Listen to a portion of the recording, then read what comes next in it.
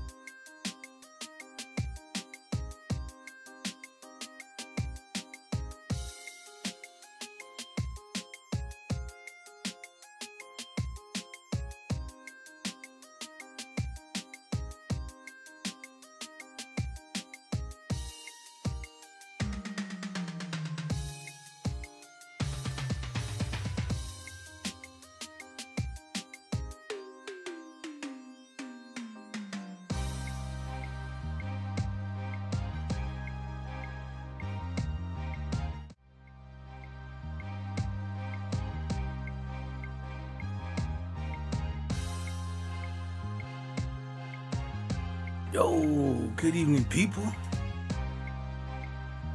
We're back. All right. Tonight we have the beat for a content creator completed. Finally got a version that we're both happy with, and gonna get it mixed down. All right. I do need to fill out the arrangement part of it, but that's easy work. Alright, we're gonna get everything mixed down though, and then we're good to go. Also, I would like to thank all of you on Kick. We finally reached 75 followers. We're in the building, people. Alright, so sorry for the lateness. I looked, I was like, what? Shout out to Hontavius for being number 75. What's up, man? Hopefully you're doing well. Last time I seen him, he was on D-Live and he was whipping up some pastries. So I was like, man, it's looking kind of good. You mind sending me a few, you know? But good to see that. Good to see that. And again, we reached the goal. All right. So thank you all. Wouldn't be possible without you. And we keep the show going. No, not that show. All right, not that show. Cut the music. All right, that show's over. But let's switch over. All right, that's what I got. Check it out.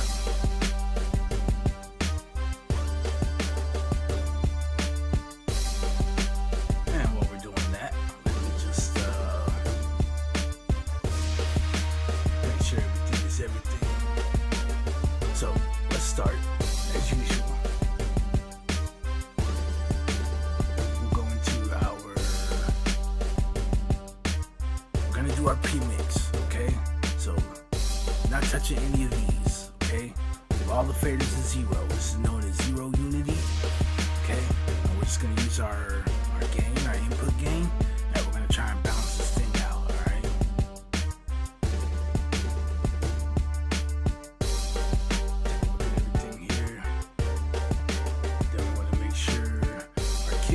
Our snare, our bass.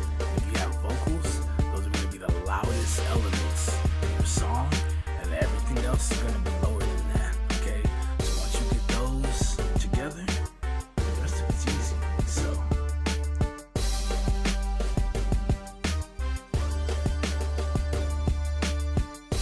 just a little bit more.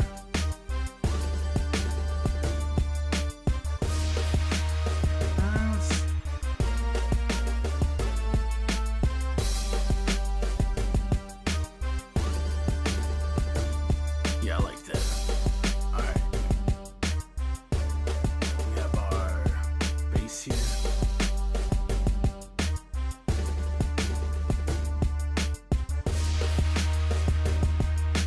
So when it comes to hip hop, I like to keep my kick around 9 dB as a starting point.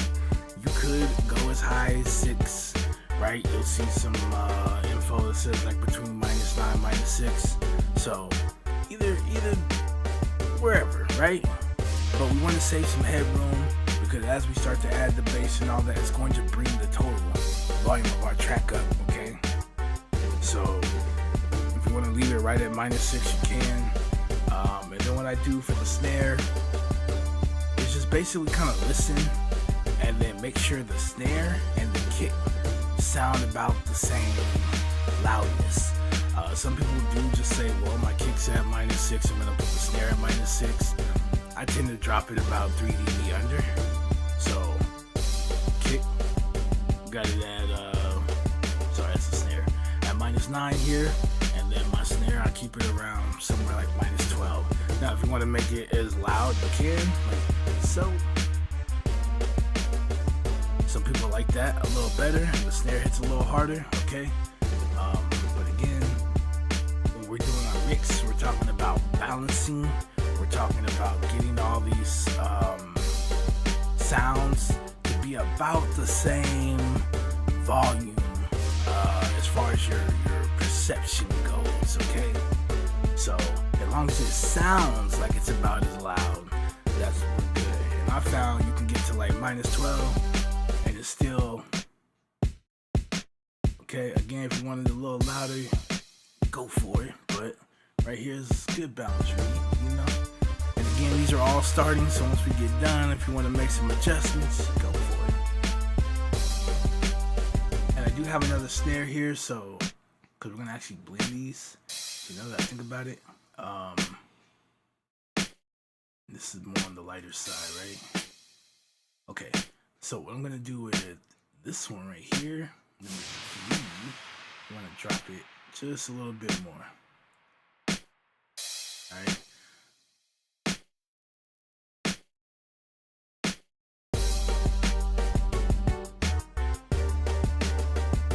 Let's take a look at that bass. So for bass, about somewhere between like -12, -15, and again, I'm just giving you starting points. Okay, this is really good, so you can have your your kick and the bass. We haven't added any EQ or anything like that, but what we want to do is we want to get these two to play nicely together. Okay, yes, we're gonna hear some clashing, but what we don't want is something where it's like this and you can't really hear your kick. All right. So again, it's all about creating this balance, and then as we go, the things that we do and all that, that's a whole nother story. Okay. So again, I found about here is good. Once you start trying to make it as loud as your kick, then you start losing the kick. Okay. So about -12, about as far as you can get, where it kind of sounds, you can still hear the kick really well, and you can still hear, feel the bass. Because we don't want to hear the bass, right? We just want to feel that rumble. All right. Some of what we hear, it's gonna happen, but we're not trying to. Yeah, you see how that is? Barely just. It's not very audible like that. So, all right. Balance to it. Again, these are starting points, so let's go back. Alright, so we got our kick, our snare, and our bass. They're all playing pretty nicely. So let's mess with the rest of this. I know a lot of people, they don't want their hi-hats really loud, okay? So, closed hats, open hats, crash cymbals, right? Any of these symbols, these hats, right? Start it anywhere from -18 to about -21. Okay.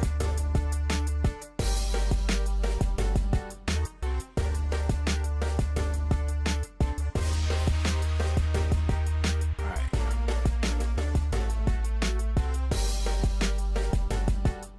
We not okay.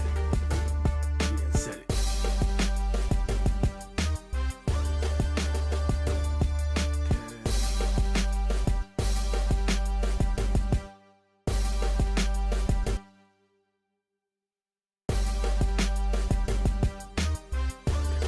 Spot.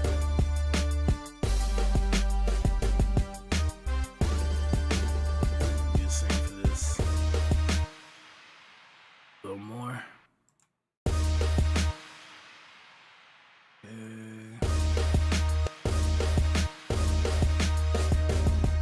Wait, what am I moving right now? Oh. I don't know why I grabbed onto that and not to this. Okay, there we go. Alright, now what is this exactly? Oh, we ended up not using this. Okay, cool. So let's put that as 5, 6. Great. So we can take all of these channels, we're just gonna highlight them. So Control Shift, you're gonna hold it down, and then you can drag it across, right? You can deselect or select. Let's get 1 through 6. Okay, because those are our drums. Okay, we're gonna right click this arrow right here in FL Studio, and we're gonna choose route to this track only. And what it's gonna do is take all of these sounds and route them, and they're all gonna come out of here. And then this track is gonna carry all those sounds out to the master track. Okay, and what we're gonna do right here is create a subgroup, an auxiliary, a bus, whatever it's called in your DAW, and we're gonna name it drum bus. Okay, so when I mute this, no drums.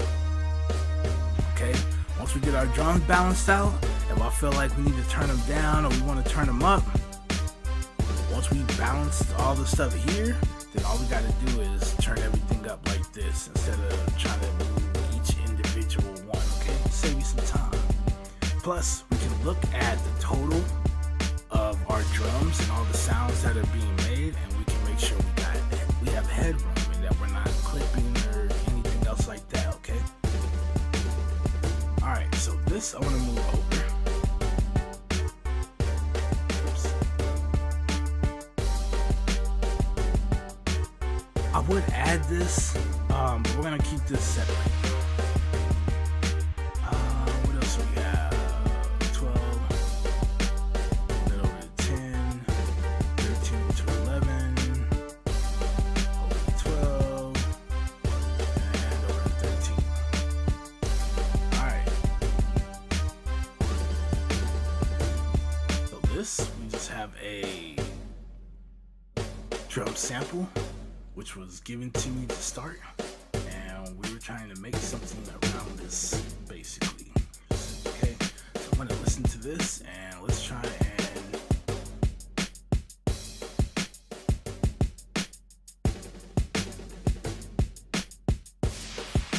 so usually when I'm dealing with like drum loops, okay, somewhere it just depends on what you're looking for. To start, -12 to -15. I kind of treat it as I would like percussion, which usually I'll set around there, okay? So it's just enough where it kind of blends in, but it's not taking over, right? We're not trying to make this the main track. We want this to blend with the rest of our drums, okay?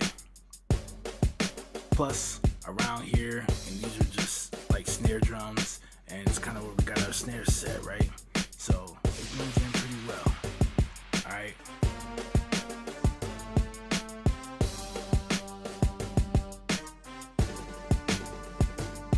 All right, let's take a listen to our brass. So with the brass, because it tends to get very loud, I like to start brass at about -21. You'll like if you look up info, it'll tell you to make it a lot louder. But here's the thing, right? It's not telling you, oh, this is brass in hip hop. It's just saying when you're recording brass, it's like record at this, which I get. But if you're not recording it through, say, like a microphone or something, right? You got to balance this out without moving the faders. We got to make this sound right. So it ends up being somewhere about down here, and I'm usually pretty consistent with that each time. You got piano, string, all kind of stuff. The brass -21, just nice. If it's just like the main thing, like if that's like your main focus, maybe -18. But here's one thing that I know and I could tell you. Whenever there's a brass section playing like on stage or something, if you can picture it, where's the brass? It's usually in the back. Why? Because they're so loud. They're so loud. It doesn't need a lot of volume, right? Or it starts to drown out everything else, right? It just sounds really, really tough. So -21 is like a nice fit. You can hear the drums, you can hear the brass, right? And we can have that brass sitting in the back, especially when we start EQing and stuff, okay? Now for this, if I haven't done it already, we're gonna go here and we're gonna pan. I believe this is the lower octave. Okay, so I'm gonna pan this to the left about 25. And I'm gonna pan the higher octave to the right about 25. If you feel like 30, go for it, okay? And we'll clear out some room in the center. But again, brass takes up a lot of space, all right? So we definitely want to get it out of the center, and kind of use the center for other things, like say our bass, okay, say our kick drum,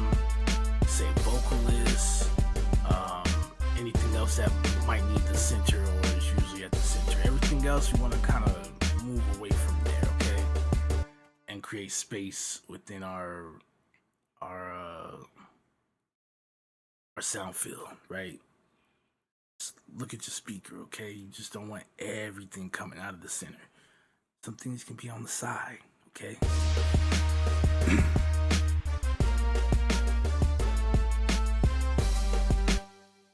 And when it comes to panning, I can give you this tip, okay? You'll never forget it. Energy flows from your left to your right, okay?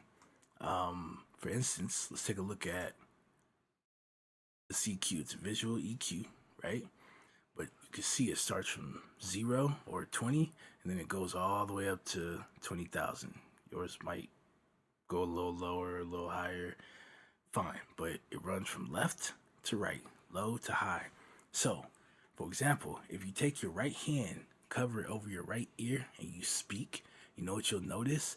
That all the lower frequencies are more pronounced, and the higher frequencies become kind of dulled out. You don't pick it up in the left ear like that.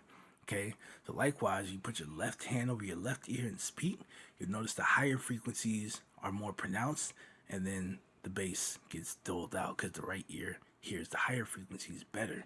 Okay, and together, you're able to hear the lows and the highs like really well, right? So when you're going to pan things, understand that if it's on a lower octave, right, it's not a very bright, like high sound, panning to the left, your left ear will pick it up better than it would if you panned it to the right. Okay, so for instance, and this could have just been by design, okay, when you're on a drum set, right, the drummer's playing, where is his closed hat usually, right? He's over here to his left, right? But you, as the listener, right, that's flipped. So you hear it where? On the right. Somebody's a genius for that, but you know. you know. So stuff like that can help you with panning. And when you look up like panning your like closed hat, they always tell you to the right, and they tell you about 10-15%, right? Okay, so take that advice with you, and you can never, even if you've never had to pan that instrument or you're thinking about and you're like, where does it go? Remember that, and you'll know which side will pick it up better, okay? And make your choice from there. So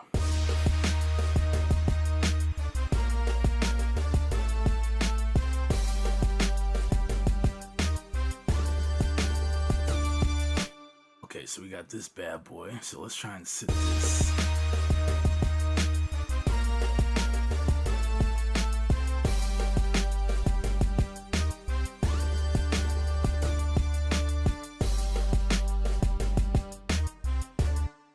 Let's start it here also at minus 21 for this synth. It's really loud, but I know once we go in here, because we want this to be in the background, so once we start making some adjustments, it's going to sound softer. It's going to sound quieter, okay? So I'm making it about as loud as our brass here.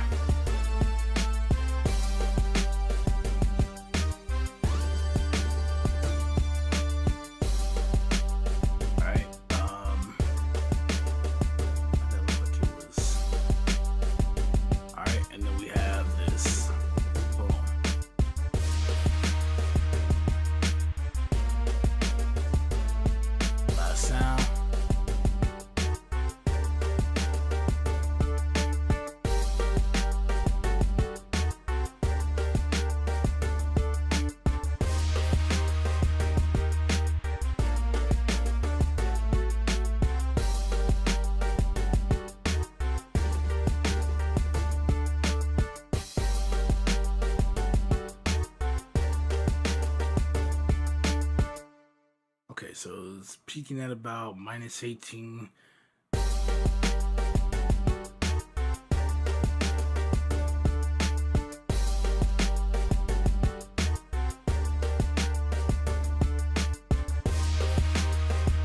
Let's see what about minus 18 here. Oops.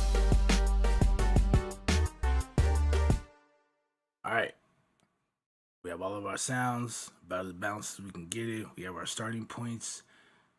Now, or I guess before we begin, let me also say this, because some people have questions.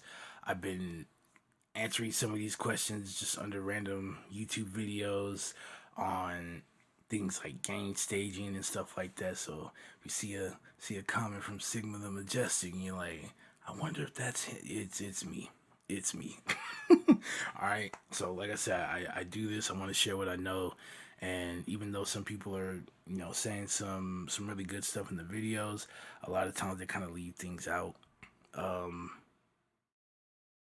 Yeah, and then that's where I come in. Okay. So a guy had asked me about seeing some producers just putting everything to like -9 or whatever, right? And then they just move the faders down to where they want it, and then they go from there. And while that does sound cool, okay, let's take our kick for example. Okay, so we're at about -9. I'm gonna bring this fader down. Okay, let's just say I want my kick at -15 or something for whatever reason. Okay, let me show you something. If it's not there, there it is. If I drop an EQ on this right now, okay, we got it down, and I'm gonna start working. And I'm like, okay, I'm at -15. Here shows -15. But do you see the signal coming in to the plugin right now, into the EQ? Do you see where it's peaking? This is -10. So where do you think that's hitting? -9. Okay. Where we adjusted the volume here, this is your input gain, which controls the signal to noise ratio. Okay, it controls the quality of the sound, not the volume. It controls the quality. Okay, so for some of you, say you play guitar, okay, you have an amp, you have a gain knob, and you have a volume knob. When you adjust the gain knob, what happens? You can get a more dirty sound from the guitar, right? Or you can get a cleaner sound from it. That's what happens when you manipulate the gain. So it's not so much about the volume increasing, but it's changing the quality of the signal as well. So the louder you bring it up, okay, and the closer it starts getting to 0, the more distorted the sound starts to get. And in the digital world, okay, digital distortion sounds nasty. Okay, it's just terrible. We don't like it. Okay, so if you want distortion, then get a saturation plugin. Okay, what we're looking to do is have our sounds be loud but still be clean. Okay, and then we can manipulate the sound with our tools and all that to the way we want it. Okay, so this sound is still coming in at -9. Let's just say you put it in here and it was like -3.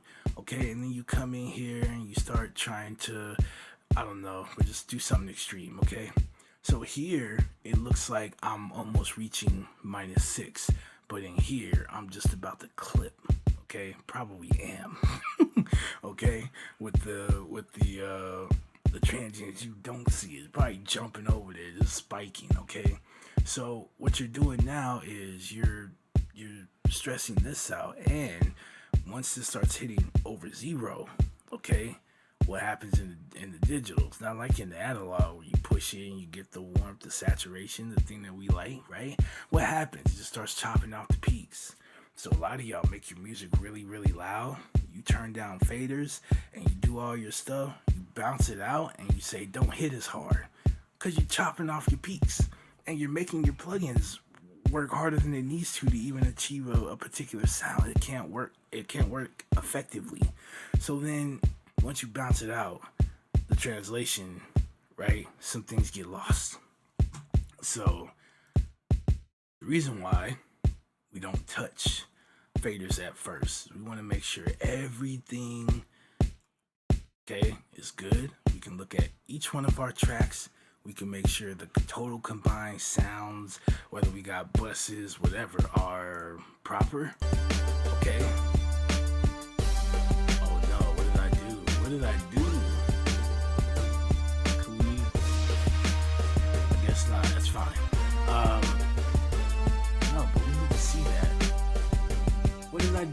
bring it back.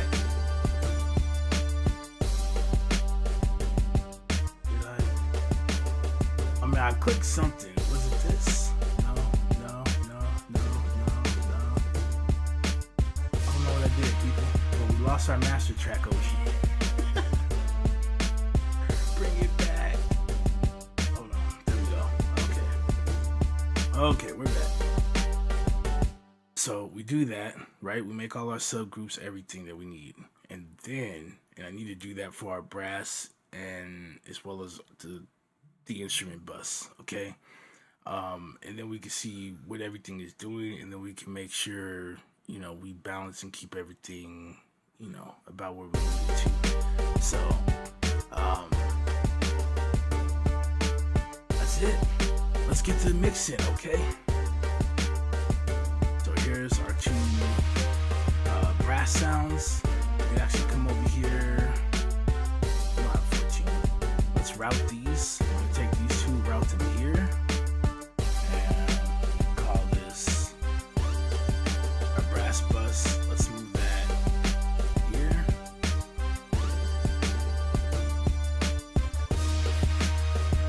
Okay. Everything else is fine.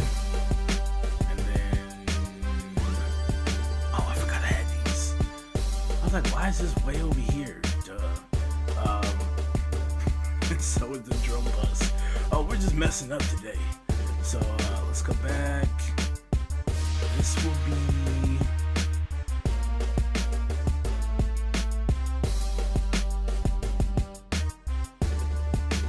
put it here. And then let's bring this over.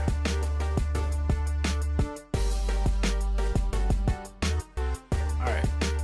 So now we have our tags. They're over here, and then right here in this empty space, we're gonna do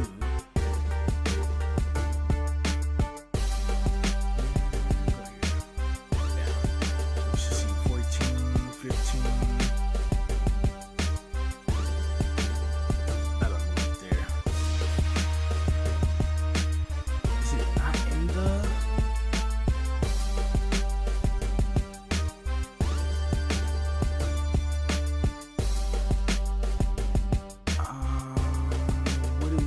Did I mess it up? Okay, so we want 9 and 10. They're here. And I named them the wrong thing. That's what happened. Okay. It happens. And then move this over. Button, Alt. Okay, let's move that. Alright, so what we're gonna do now is leave this, take this, or we could just take 12 because it's got both of our brass in it. Okay, let's take this, let's take this. We're not gonna take our bass. I'm gonna route them here. Okay.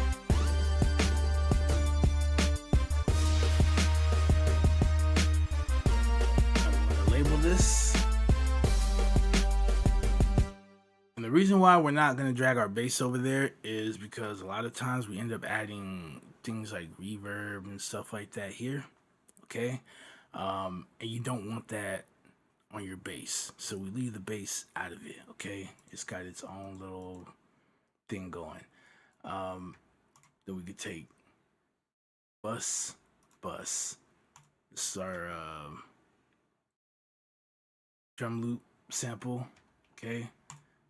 We have here, or actually, let's take those out. Take this, and we take this because it's our bass, right? So all of our instruments are being routed here, so we can just take this, take these, we'll route them here. We'll make one more bus, and what we're gonna do is call this, you can call it mixed bus, you can whatever, right? But what we'll do with this is once we get done with everything, so I routed everything here so you can look and we can see how loud we are. Okay, so we're right over or right around -3, which you want your mix to be between -3 and -6, or -6 and once we get done mixing, we should have a cleaner version of our pre-mix, and we should still be at our target between -6 and -3 decibels, okay?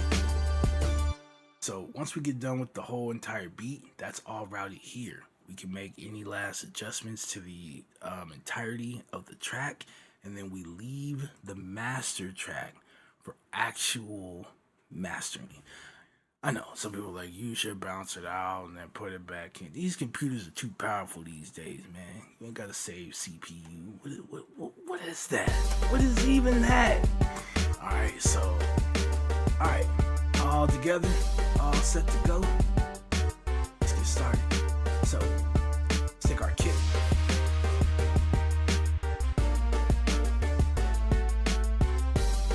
So yes, it's good to work in solo so you can hear some things, but also after you're done working in solo, put everything back in, put the whole mix back on so you can hear how it sounds within the mix.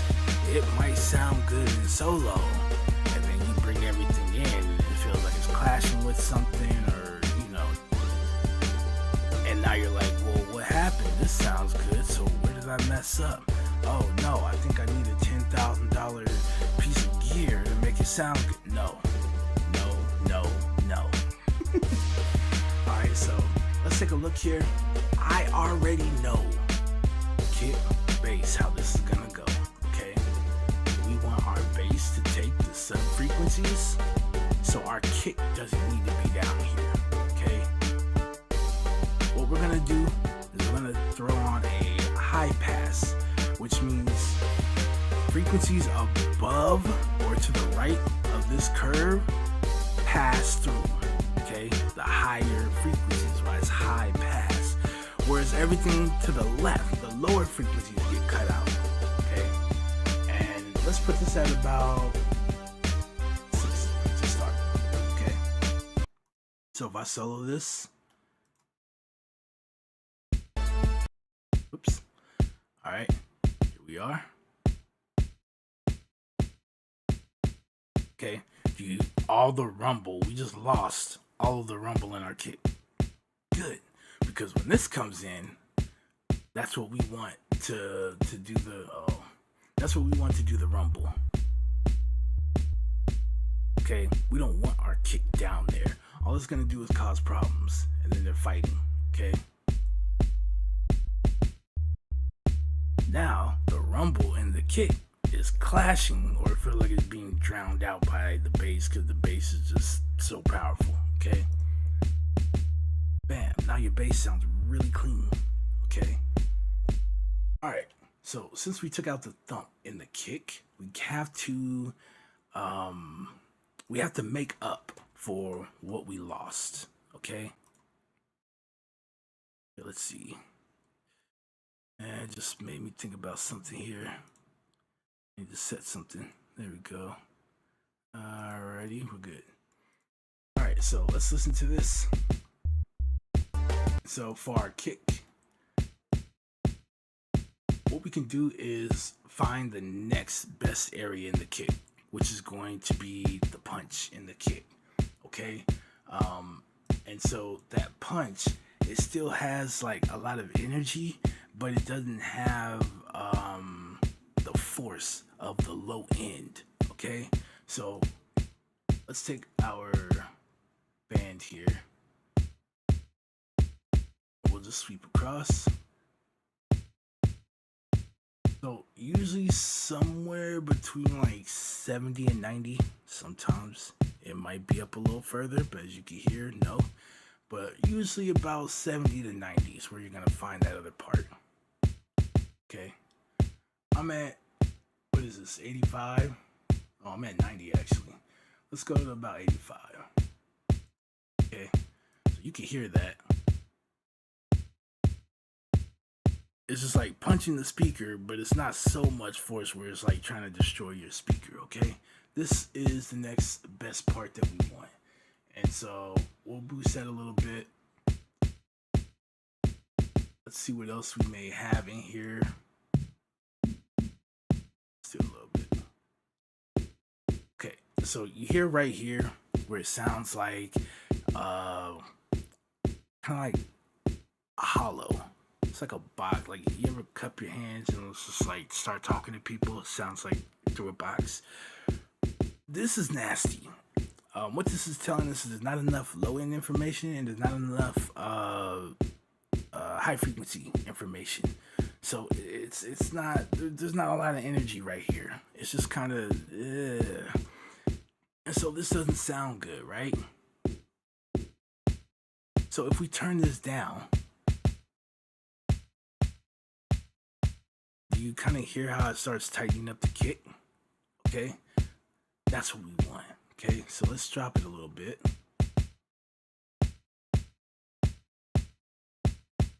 All right, now let's bring this back in and take a listen real quick. So I can kind of hear the kick, but it's not really cutting through, right? So we can look for another spot. Let's put it up here so you can really hear it. You hear how there's like some frequencies that kind of help the kick come through? That's too far, but okay. So what we could do here is we can boost down there. That actually sounds kind of good right there.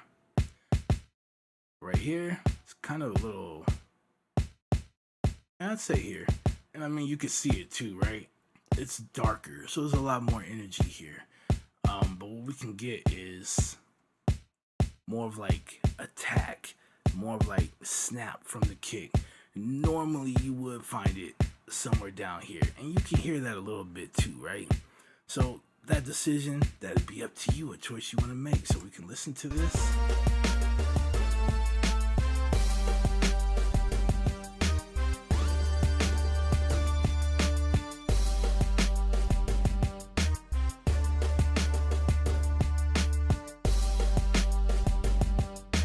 Okay, it sounds better right here. Okay, so we could boost right here a little bit.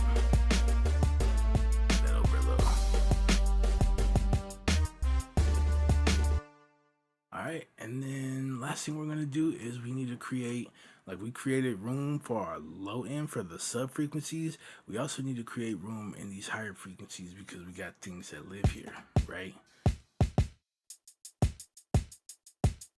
And the kick is taking those frequencies. Your snare is going to be taking those frequencies. Other melodies and things will be taking those frequencies.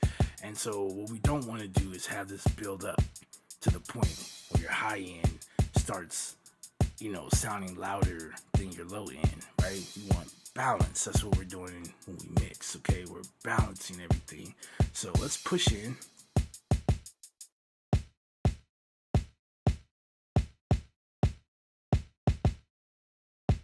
Now, if you start to push in too far, you'll notice something.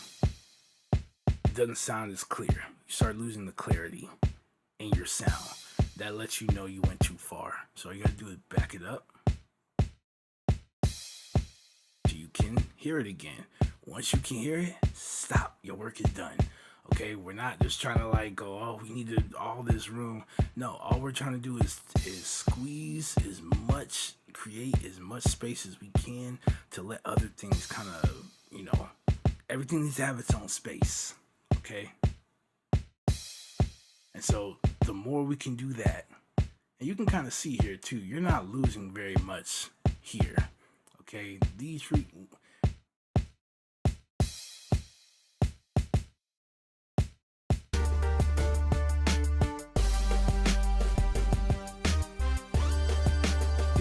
you miss it? Right? As long as you can hear the kick, then you're good to go. Okay, you don't need all of this in here. Again, when you solo it, you say, oh, that sounds good, but in the mix, no one's gonna care. There's everything else is going on. Crash cymbals in the high frequencies. You got this synth sound, which is probably gonna be peaking somewhere up there, you know, 8K, something like that, 5, and everything else going on. Like, you're not going to be like, hey, where are the high like, no one cares about that. They hear and that's it. That's all we want from the kick, okay? And as long long as you're not losing that and the kick's not losing its identity, push it. Okay? Alright, so you can see with the adjustments we made, okay, it's a little louder than it was. So we're gonna take our makeup gain. If you don't have a makeup gain inside of any of your tools, EQ, compress, whatever, if there's no makeup gain, get a gain plugin. Fruity Loops has one called Fruity Balance, and you can adjust the volume back to where you had it. Okay, I think there are free ones you can look up as well that might be a little better as far as how far you can go with the volume, either up or down. So look into that and use that to put everything back. Okay.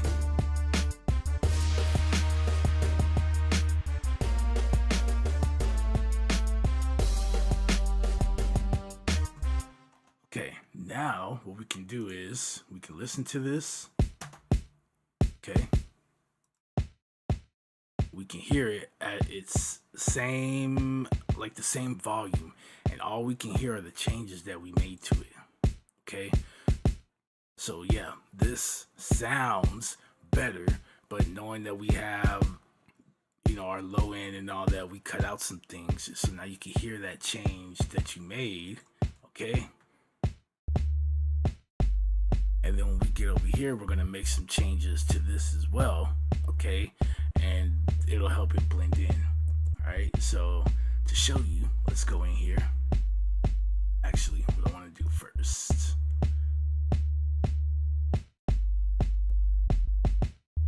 This is Saturn 2, and it is a saturation tool. Okay. And there's different sources that you can use, and then you have some options here. It does get a lot more complex. You can make ends in here and all that as well. Really nice tools, got some really cool effects and things you can do. This sucker gets like really complex. If you look at some of the presets, you're like, what is this? Okay, and sometimes they're moving. Okay, and there's things doing things like this. This thing is off the wall. Okay, I don't know it to the fullest. However, this is dope. It's dope for it basically emulates a bunch of different sources that people used to use, right, to drive things. So there's tube saturation, there's tape saturation, like it has everything in one. Okay, it's pretty much a Swiss Army knife. So let's go ahead and default it. Clean. So I'm not gonna create any bands or anything since it's the low end. It's pretty much just this. What I'm just gonna do is drive this, so the more we turn this up, okay. If you don't have something like this in FL Studio, you have the Blood Overdrive and you have the Fast Distortion, and you can mess with the knobs and things here. Same thing here. This is newer, okay, and you can just, okay, it's the same thing. It's going to drive the signal, it's going to distort it, it's going to bring that saturation, it's going to bring the warmth, it's going to bring, right? And so you can use that if you don't have like a third-party saturation tool, okay? And then you have some other things here where you can adjust volume and things like that after it has been set to your liking. All right, so right when we get right here, I can notice the change in the energy. Okay,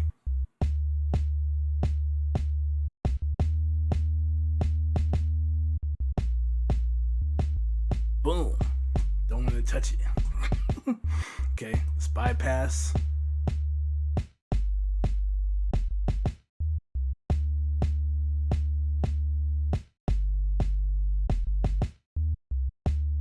Since we kind of just barely pushed it a little bit, we didn't lose too much here, so I'm happy.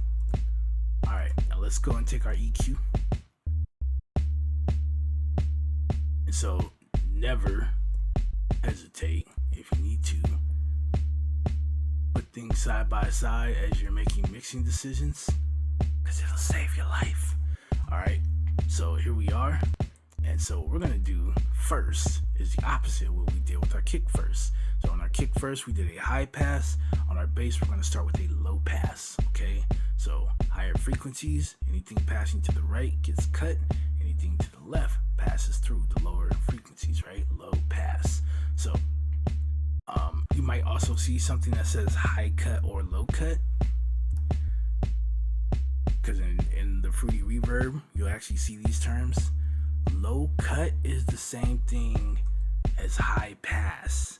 High cut is the same thing as low pass. High cut is not high pass, and low cut is not low pass. You gotta flip those in that. When you see those terms, just change it around. Okay? So when you're in the Fruity Reverb or whatever plugin you're using and you see it say low cut, that's synonymous with high pass. And then when you see high cut, that's synonymous with low pass. Okay, so let's do this. Now a lot of times, especially if you're using 808s, I like to stop that about 1K. Okay, this I can push in a lot more because there's really nothing going on here, but about 1K a lot of times, because 808s will just eat up all this space. But I stop it at about 1K and I let it roll off. Why? Well, when it comes to your 808, you're not trying to hear 808s, you just want to feel them, right? And then while your 808s are banging and they do sound nice, your piano, anything else is usually going to be somewhere. The fundamentals are going to be somewhere past the 1K mark, okay? So we can just roll that 808 off there, then we can allow for these instruments to be heard really nicely. Still allow for your hi-hats and things like that to be heard really nicely. And we don't need to hear your 808. We just want to feel that thing, right? And then around 300 to 400, if you want, okay? On like smaller speakers, that's kind of where you can boost that, right? All that over here on your 808s, making a mess. You're making a mess, okay? So 1K, you can roll it. In this case, we can see that we can actually push in further than this, so we're going to. Now once I start getting in too far, we start to kill it, so let's stop it at about 600, okay? Alright, here we boost it at 85, okay? Which means if our bass is active at 85, it's gonna cause us some problems, right?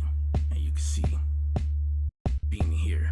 What we're gonna do is not too much, just a little bit, okay? Maybe like 2 dB, okay? And we're creating a dip. We're quieting the frequencies of that bass when it hits there, so that the kick still shines through, okay?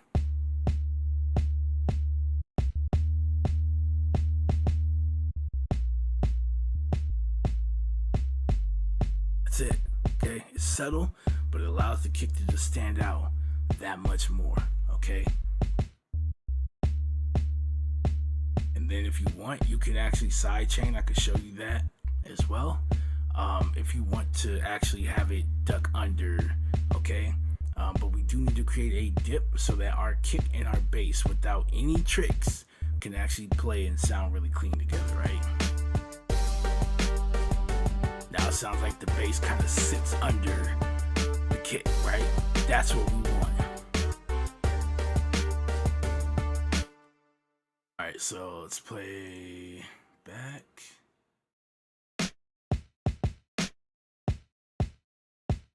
Okay, there we go. Did lose a little bit. Here.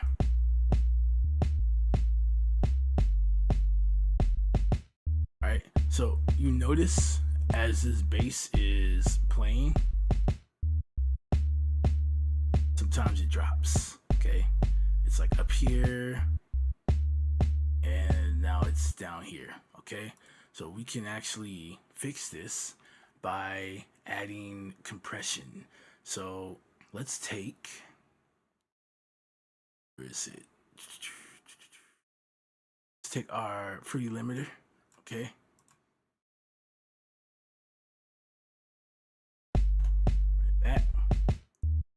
full screen this for you. And what we're gonna do is you have an option between limiter and compressor. We're gonna choose our compressor. Okay, now we have options for compression. We're gonna set our ratio. In this case, let's use like a 5:1 or a 6:1 ratio. Okay. You're dealing with a bass like this, like a synth bass, it's usually a good starting point. Alright, so let's start 5:1. And now that we have that set, let's take our attack, okay, and our release. We're gonna put these all the way down. Alright, and now we can start bringing this down. Till we see some movement. Now you can see that we're actually starting compression. We're getting some attenuation, okay? That means the same thing. Attenuation, compression, same thing. Let's see. So we can check here. If we hold it, we're getting about 2 decibels, okay? And that's probably a little more because it hangs under just a little bit. Let's push it in some more.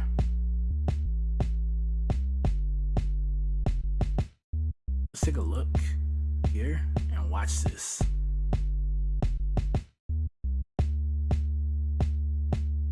Okay. So maybe about here and then here. So we're lessening this gap. This is good. Let's push it in some more.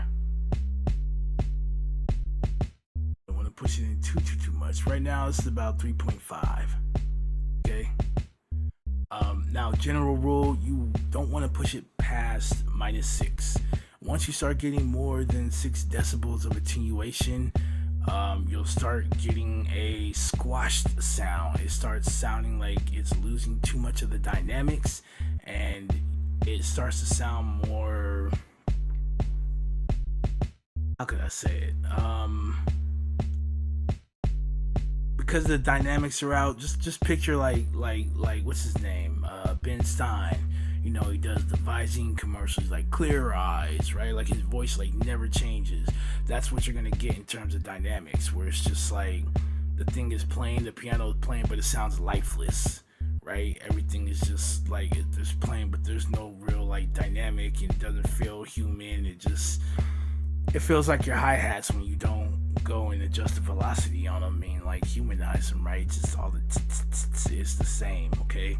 So once you start passing that point, you start kind of getting that. Now there may be cases where you want it, and so that's why, as a general rule, so we still got room, okay, if we need it. So yeah, exactly. Got Steve in the building. Appreciate you stopping by, man. How you doing this evening? So we can watch this. Okay, now we got more consistency in this. We're not gonna have the bass come in and be like this, and then another note, and then it drops under like this, and now it sounds underwhelming. You're like, this part hits hard, but this part don't. So what we did with the compression, when we took the peaks, okay, let's just say this is our floor, this is our ceiling. We pushed it down so that the ceiling is closer to the floor, and then we have to do the makeup gain, right, to bring it back to where we had it. So as we go to raise the volume, the quieter stuff appears louder, okay, because of the compression that we did in squashing the waveform down, okay? So in doing this, that's why a lot of times they say compression makes the louder sounds quieter, and it makes the quieter sounds louder. It's a 2-part thing here, okay? So let's take our gain. We were right around -12, right?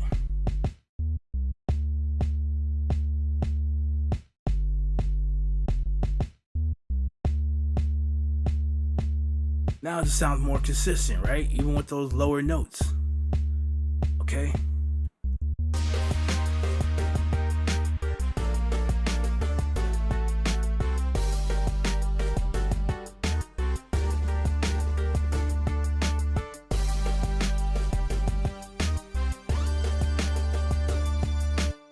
Right? Bam. All right, so let's move forward. Let's take our snare here. Let's take a look at this. Once you get your like kick and bass to play well together, it's a wrap on the rest of everything.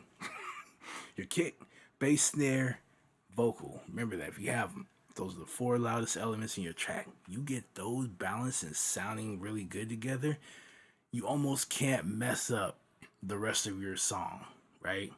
Because those are the loudest parts, and once they play well together, everything else is in the background. All right. So good, enjoying the session. I appreciate it. Been doing this for a while. Been subjecting myself to a lot of torture, trying to make hits and and all that stuff. And it's finally starting to do something.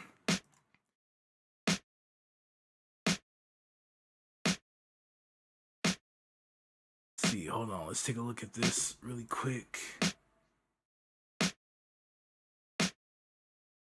How you doing? How's business? Sorry, I'm a bit hyper focused here. Let me go back. So with our snare, okay, we can see here. Sometimes you may not have the visual, okay, but we can see here that around this space, okay, we're getting a lot of energy and then going down, right? Here, we know we have our kick at about 85. We know we have our bass and all that. We don't need our snare occupying those frequencies, okay? So we're gonna push and cut into them and get as close as we can, okay? We could even move this up a little bit so that curve isn't cutting in. So a lot of times when you look it up, it'll say to start, right? Cut off, roll off everything at about 100 to start on the snare, right? And this is good, again, because you know where that that punch in your kick was, usually in that 70 to 90 range, right? So right at 100 where it rolls off is just enough space, okay? And it starts going down to where it doesn't really affect the kick, and it's not going to affect your low end, okay? And those sub frequencies, but you can still hear the snare, right? Right. It might sound good in solo, but in the mix with everything playing, do you really miss that? Okay? Are you really going to, hey, I can't hear 60 hertz in the snare. What did you do? No, they don't care. As long as they hear snare, it's there, okay? Cut it out. You don't need it. Okay? Now, here, kind of like where the bass in the snare is, okay? And we're at about 150 here, okay? Sorry, it's more like 180. Okay, so we're over about 180, and we can hear that bass, okay? We like that. But don't forget, we have a second snare that we're layering here, okay? So this brings us to another battle, kind of like with our kick and our bass here, where we're going to have to make decisions and we're going to have to cut some things out in one snare and then boost things in another, right? So that we can blend these two together so that it sounds like one, okay?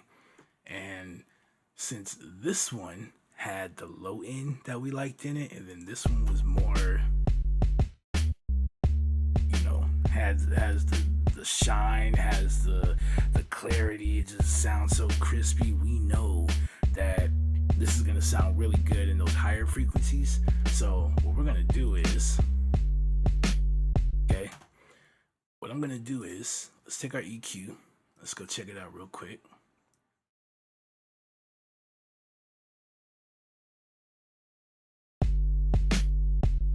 Okay.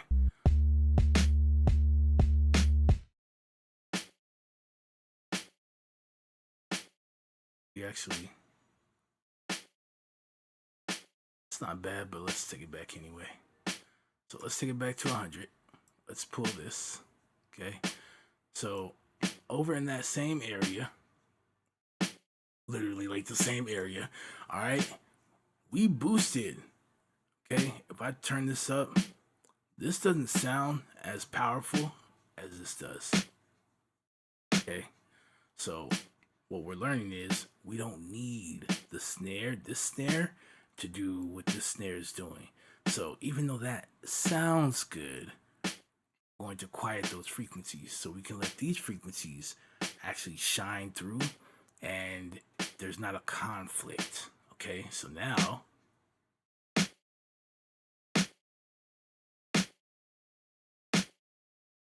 let's see, sorry, wrong one.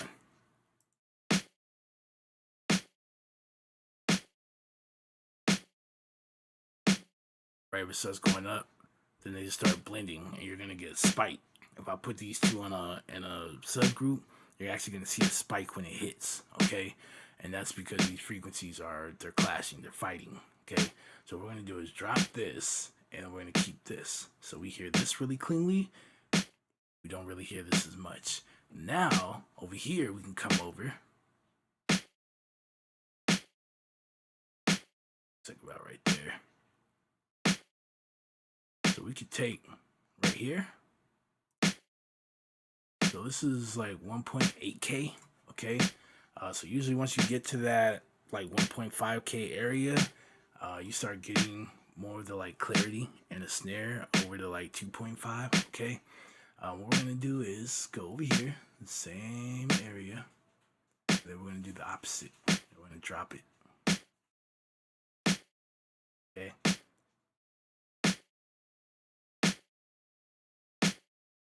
So we'll lose this and then we'll gain this, okay? So now that allows these two to actually play together and it sounds more cohesive, it sounds more glued, okay? And then the last thing we're gonna do is same thing with the kick. So let's apply our low pass. Let's mute this one. Now, there was a really good video I watched with a really famous producer named Jason Joshua, okay? And some advice he gave was when it came to snares, cutting off or rolling off at about 7 or 8K just makes the snare pop a little more, okay? And so what we'll do is, let me show you. This is about 7. And you might be thinking, nah, I need all of this. You don't. What did I tell you, right? Everything needs its own place, and we have things that live up here, okay? It's things like this. If I allow this, you see how it starts fighting with the hats, like the hats don't sound as clear or defined anymore, okay? So we can actually push into about, let's say 8K on this one. Since it's 7, it started kind of losing the clarity. So we're gonna push in about there. And now all of this room exists, is open for this to come through, and it doesn't have to fight or feel like it's being drowned out. So your kick, your snare, anything you might have playing, if you don't also low pass and see how far you can push in, what'll end up happening is you're gonna get a build up, right? Everyone's been watching the videos on the high pass and trying to get their bass to sound clean, but then nobody's doing the opposite on the other end, and so the high end just starts stacking up. It gets really bright, and so then they have a mix that's imbalanced, where your high end is like feels like it's boosted, and then to try and make up for it, they try and boost up there, and that's the I promise you, I promise you, it's not gonna be pretty, okay? It's not gonna be pretty. You're gonna lose hours.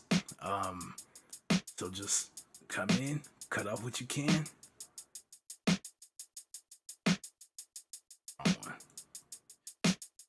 We don't need that. We don't need that air. We don't need the harshness in it, right? When they want to go turn this up in the club, hearing that sounds a lot better than hearing that. Okay, especially if you're sitting right next to the speaker. You don't want those short, harsh frequencies just like blam, blam at your ear, okay?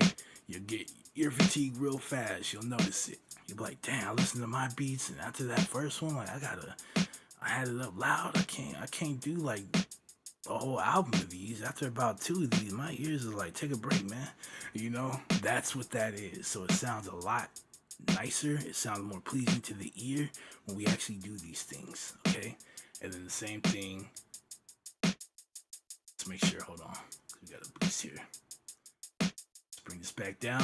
So we had it at -12, right? And the other one was -15. Just so we don't mess up here. All right. So same thing here. Can we get away with?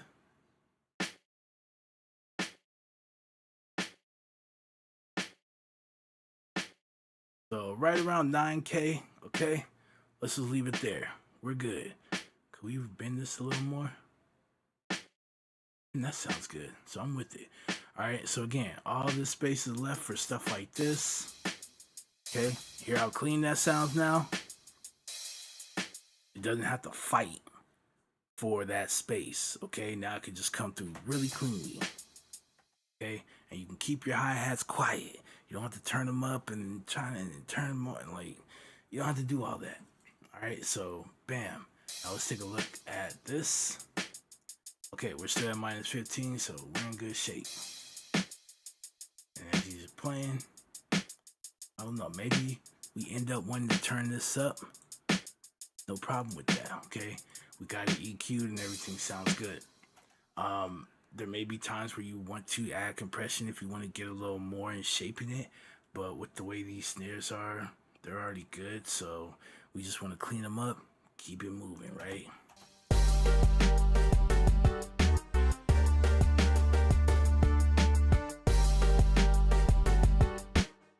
All right, simple way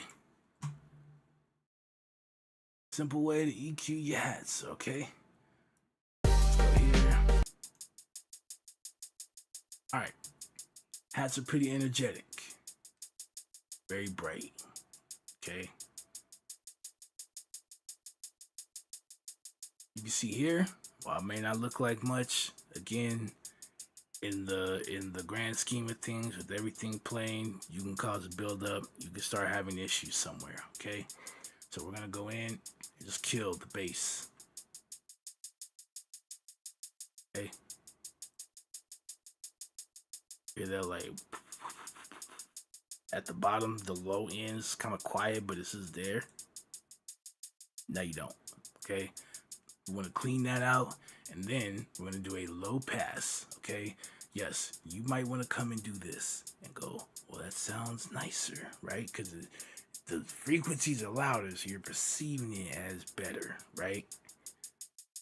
These are really high frequencies, and you don't need a lot, kind of like in a low end. You don't need a lot for it to do its job, okay?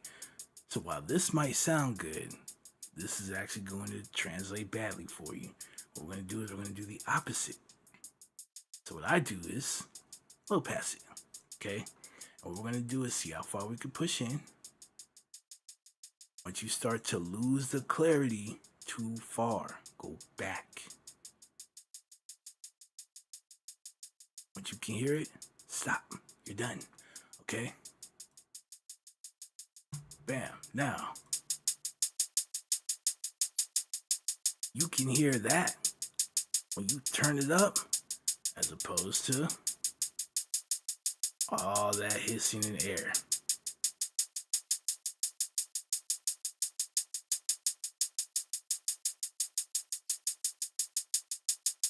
Okay, a lot better.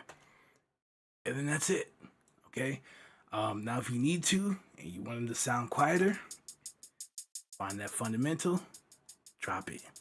Remember, when you're using the EQ, especially one like this, because it's visual.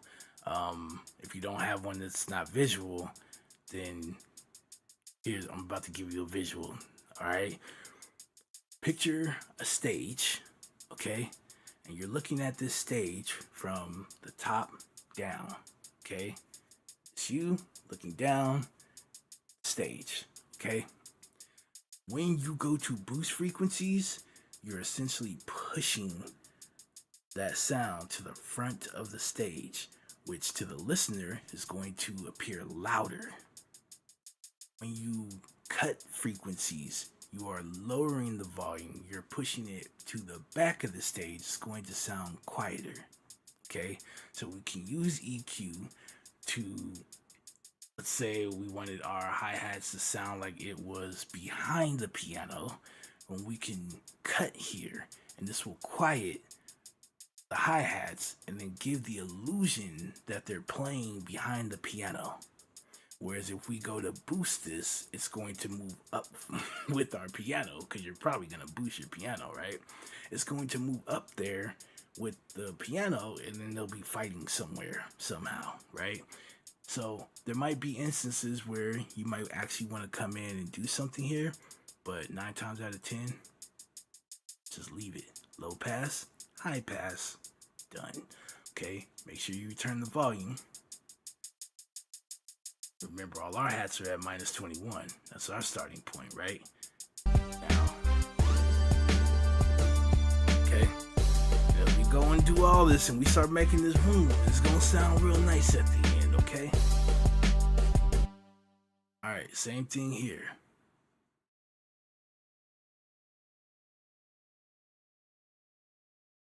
All right, so this is our crash cymbal. And this gets really annoying, so I'll try and do this really fast. Okay, take all the bass out of it.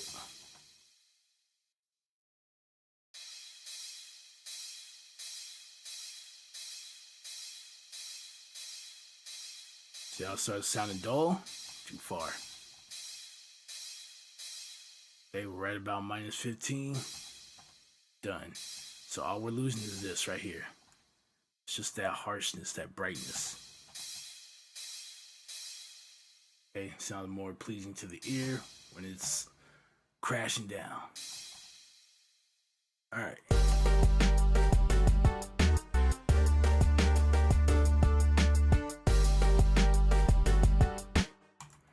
All right. 7. Do we have anything on 7? I don't think so. The other. I like the. It just reminds me of more like the Mick Foley. Okay, I'm showing my age here, but whenever he came out, his theme song started. It was the car crash. It was like, right. That's what it reminded me of. It's like a car crash. Okay, so I like this one, and we're gonna do the same thing here, and that starts right here. So really quickly, let's go in here and do that as well. A lot of this stuff is easy and people will overcomplicate it. You really don't need to do a whole lot to this stuff. So we're at about 380. Can we push it to like 400? Just to be on the even side here.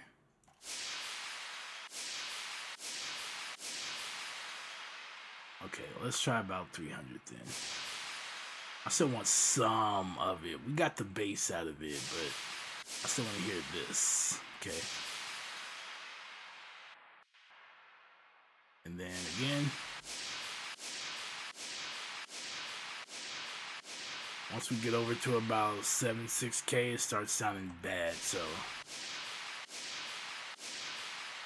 about 10K sounds fine. And you can even see as we're doing this, like, you can kind of see it just matches. But you could also use your ears and you can hear the changes and things being made as well, right? So get acquainted with both of them. Get used to seeing it, but get used to hearing it too, because you may be in situations where you can't see it, okay?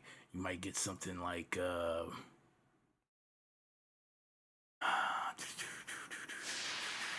is it? You might get something like this, okay? You can't see what's going on here, okay? You could only use your ears.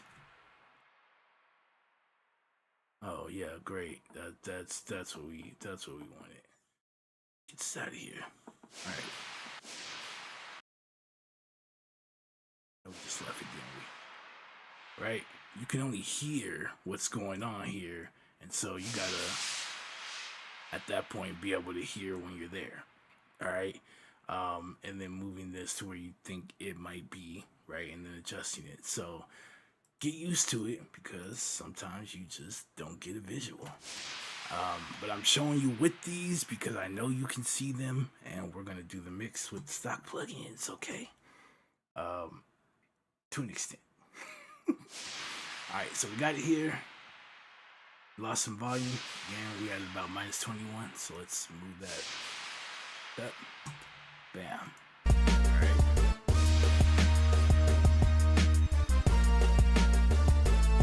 All right, so now all of our drums have been edited. Okay, we got everything being routed here.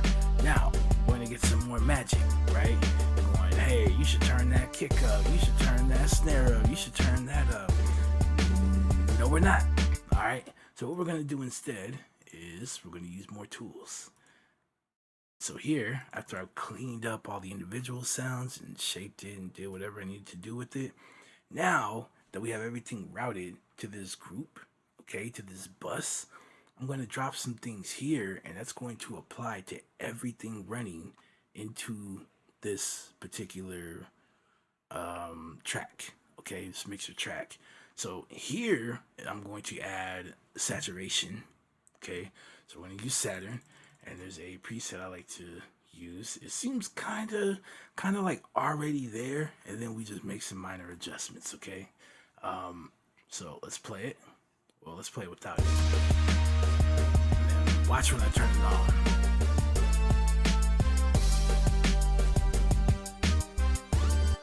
Okay, so as I was explaining earlier, kind of with the bass, it makes what the saturation does with pushing the source, tape source, to whatever, right? As you start to kind of push past, you know, the point of no return, okay, you start to get this.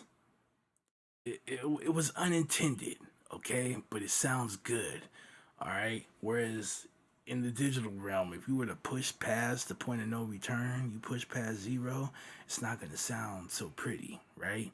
And you're going to lose all your peaks and all that.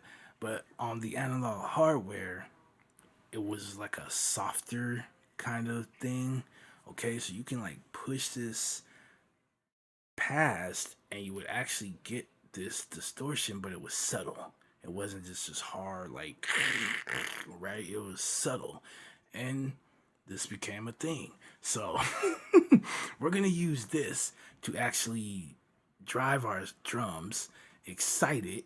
We're going to create more of like warmth in our lower frequencies, and then in our higher frequencies we're going to create what they refer to as upper harmonics. But all this is doing is it's just making all of these sounds more energetic. All of the frequencies are now becoming more energetic, okay? Which is why when it's on, right, there's a little more excitement in it, okay? So I can see my kick here. I can see the snare here, okay? This is cut off at 60. Like I said, everything is almost just like perfect. So I like starting with this. If we want, we can maybe move over a little bit more to get more of our snare in. And then here, I can solo this. Let's take these out. And then what I'm gonna do right here is I've soloed this band. Sorry, that's playing. And I just want to kind of isolate those like higher frequencies, okay? So we can control and tame that. All right, so maybe we not want them as high.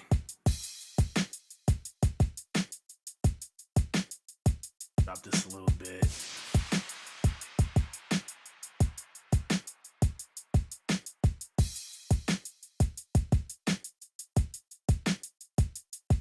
That's a little more. Okay, so back over. Alright, so let's take a look. So between -6 and -9, when it's on, we're between -6 and -3. Okay, so again, we're gonna go in, we're gonna take our makeup gain, and we're actually gonna bring the volume down.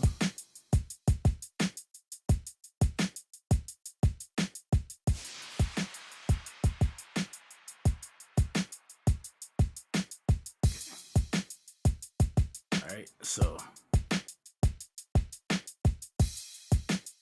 okay, gives the kick a little more punch, a little more edge. The snares got a little more snap, right? Everything's a little more excited, and bam. And then what we're gonna do is also add compression. So again, we don't want to do a lot. We're not trying to kill the dynamics in our drums. However, we do want to kind of just make everything a little more consistent across the board. Okay, so for a drum bus, usually they recommend you set your ratio to 10:1. Okay, so we're gonna put our ratio on 10:1. We're gonna use the fastest attack right now and the release, and let's turn off our auto gain here because it's gonna try and do the makeup gain, and that could throw us off. So let's play it.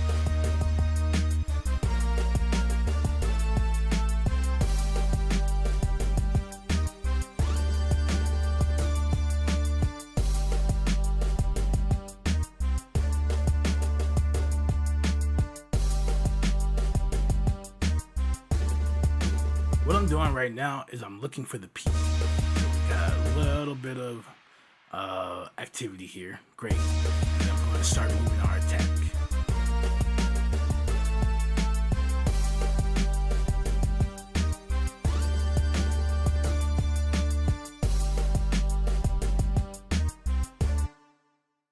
And so there are some times where it touches here, but then not, right?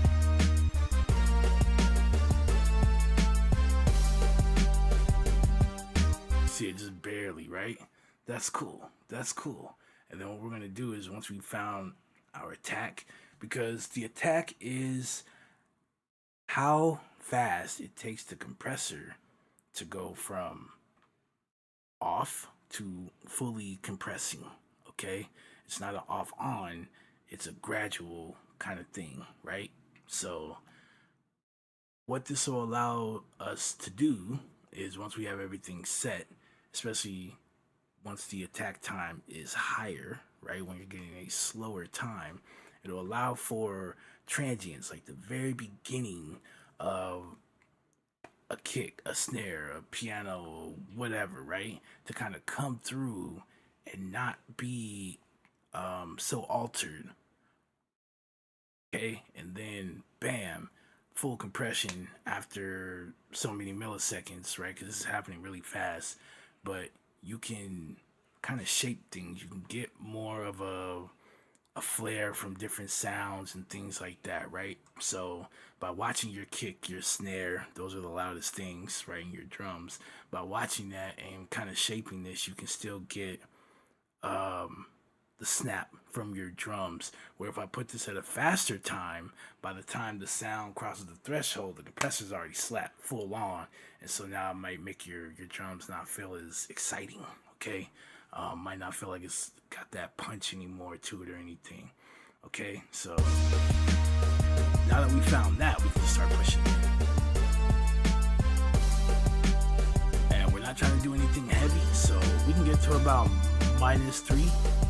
Oh, too much. Somewhere like right there, okay? Just a little. We just want to push some of those higher peaks down, okay? And then let's set this to about 100. And all the release is doing is saying once the sound, right, once that sound goes under the threshold, it's setting a time for how long it's going to take before the compressor shuts completely off, okay, and goes back to doing nothing. All right, so if we have a longer release time, then how long it takes to stop compressing. So if once it starts compressing, because it takes so long, any sound that's coming in that may not be over the threshold to even trigger the compressor is still under the effects of the compression. Okay, so you want it to be fast enough, okay, with whatever's playing, so that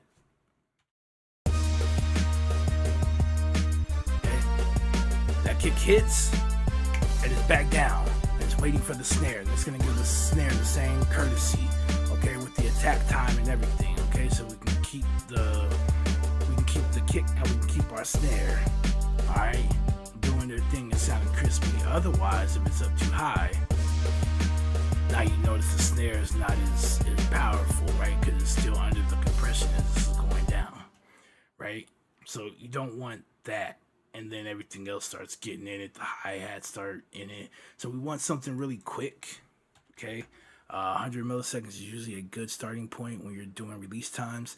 And then if it feels like whatever's playing,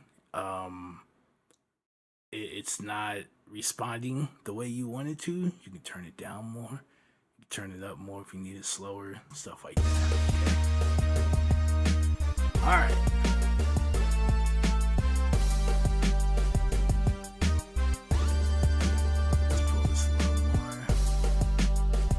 So what I'm doing is I'm just looking for more consistency here, okay? So whenever our kick, whenever our snare hits, we want this to be kind of close together, okay? It doesn't necessarily have to be just there all the time, but sometimes you'll see it move up just a little and then it might go down a little, and that's fine, okay?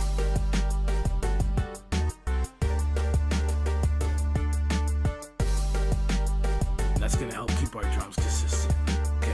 Consistent volume.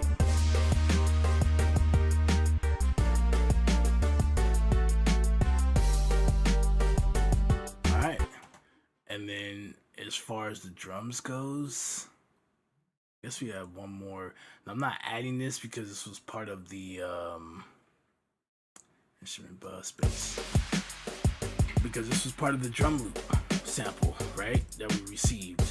So this isn't, I don't want to put this under here because what we're going to do with this is a little different. Okay.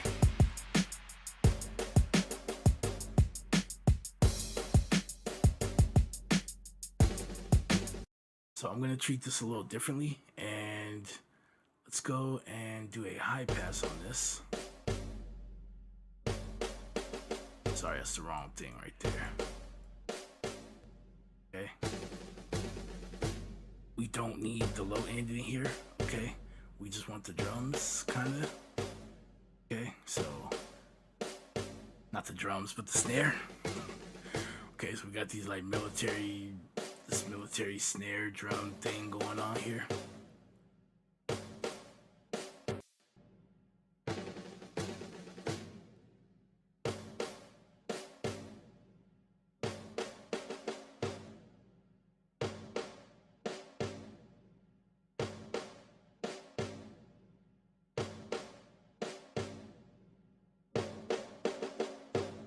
So what's cool about this is that the sweet spot for this is at about 400, which doesn't bother our snares here. If anything, right?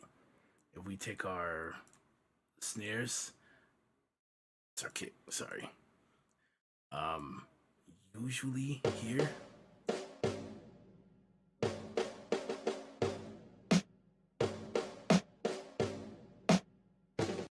I tell you, when you hear something start sounding like you're talking through a box, okay, start sounding hollow, we don't like that. So usually here, we'll put dips here. It's going to tighten up the snare. It almost like creates a vacuum for it or something. And the snare just gets tighter, okay? Especially in a lot of, like, southern hip-hop, okay? You have those tight snares and all that, because stuff like this gets cut out and it tightens up the snare, makes it sound nice. So we could do the same thing here, and that'll actually create some room.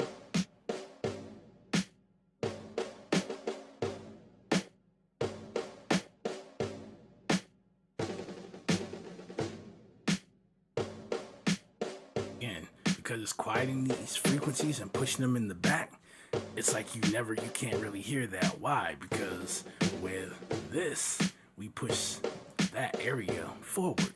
So now it's in the foreground, okay? And these are the things that we have to think about when we're doing this stuff.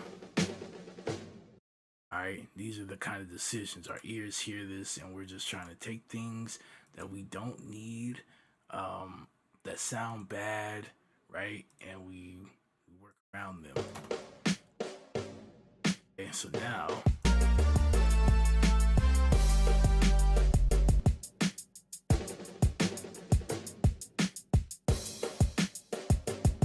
Nice, right? Now with our snare, remember right about 2K, it was like 1.8, okay? Don't need to do a lot, just a little, okay? We're gonna dip this in so we can allow our snares to still be present in the front, okay? But for this drum loop, now it's gonna sound like those snares are playing behind our drums.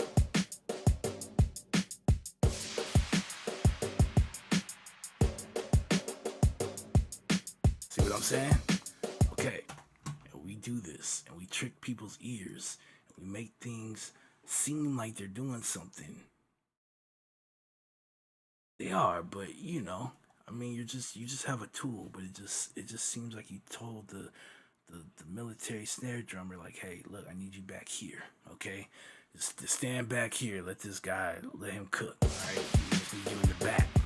You just kind of filling in some space and add some movement, okay?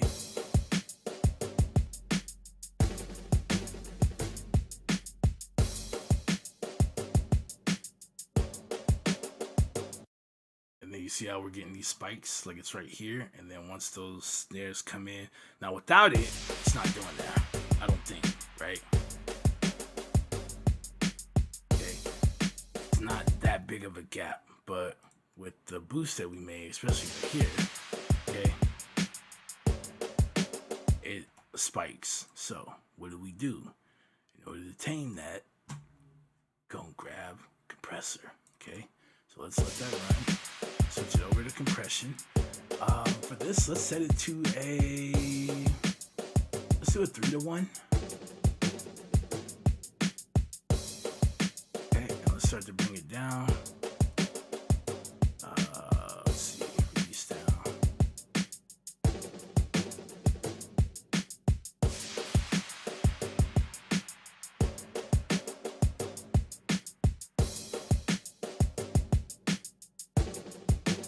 So it's almost at 3.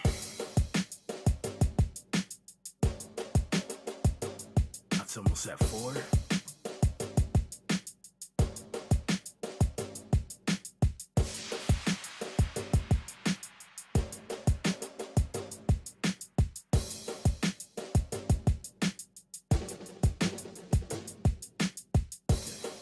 What we're looking for is that like consistency. Okay.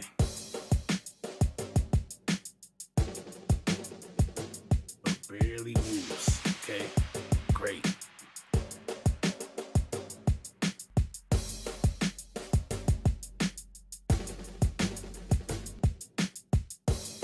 Go back to our EQ so I didn't do our makeup. We're gonna put our volume back to where it had, so it was peaking about here.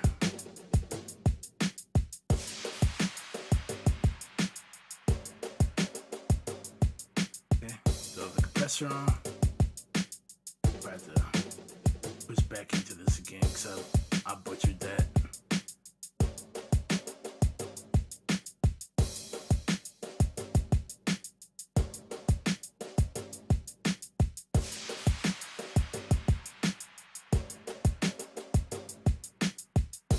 Still got that other part coming in, so let's wait. Push up a little bit more. Alright, and then let's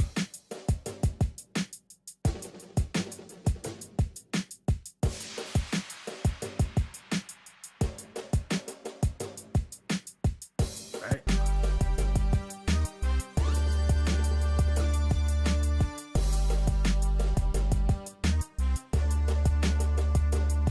Could we? Let's see.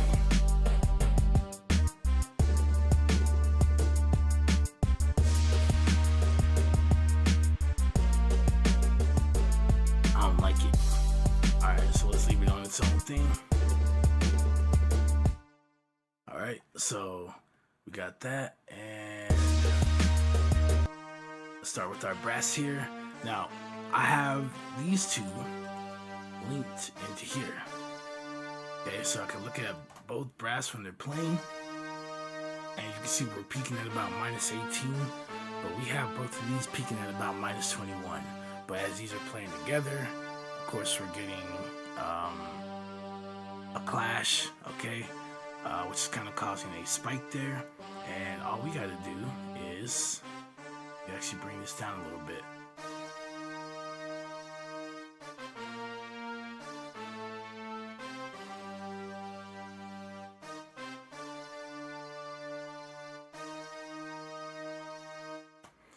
All right. So what we're going to do now is going to apply saturation. And oh shoot, I just killed my step sequencer, didn't I? Nope, wrong one. There we go. All right, so let's use this. I like to start with this one, right? Meant for brass. Okay, so what we're gonna do is we're gonna link our volume, our input and output. So as I turn this up, it's going to bring this down. So it's gonna sound like there's no change. However, we're driving the signal, we're moving this needle, and as we start pushing past 0, that's where you start getting the saturated effect. That's how it worked on the analog gear, okay? So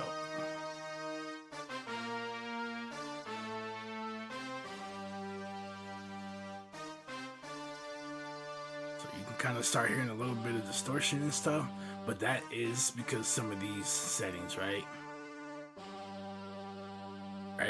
So I'm gonna just turn those down a little bit.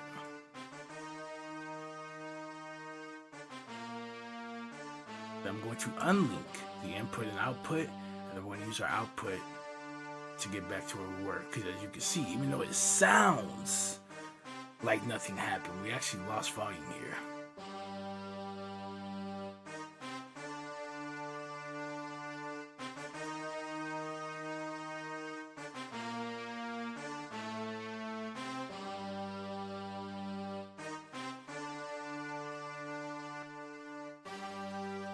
No saturation. Saturation. Okay, makes it more energetic. And then let's take our EQ. And again, as I was saying earlier, when it comes to the brass, right? Brass section is usually what?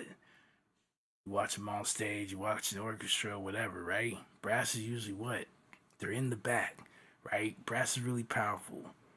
Brass can get really loud really fast. You start stacking up brass players. Okay? So you put them in the back. So what does that mean? That means we'll be doing some cutting, right? Because we gotta give the illusion that the brass is playing behind the rest of the band. Okay? So instead of, oh, that sounds good. No, because that means anything else is playing now has to compete with the brass. Okay, so check it out.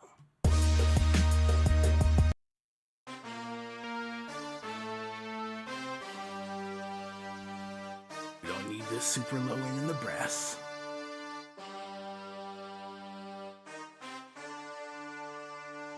Somewhere between like 160 to 200 is a good starting point for a high pass on brass. Okay, pushing to 160. You already see, quiet. Okay, use plenty of room for this stuff, unbothered. Okay, nice, huh? Yeah. All right. Now, same thing on this side. You don't need all of this extra stuff, but we do want to hear the brass. Let's wait for it to go back.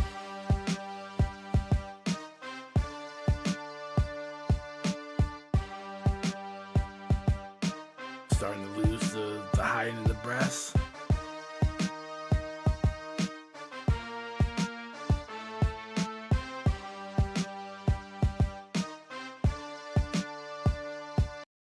All right, great. This is kind of like the low end in the brass, but we need this brass to be in the back. So what are we gonna do? We're gonna cut it. Okay.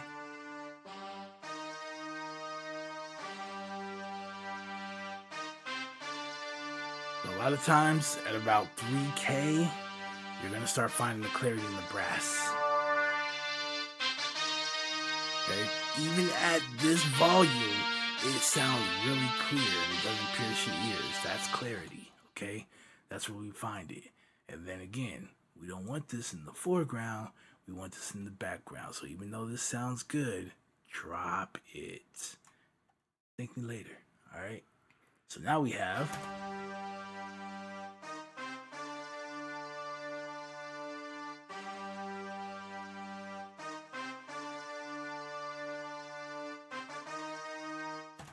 Alright, so what does that sound like with everything playing? Check it out. See how tame the brass sounds now?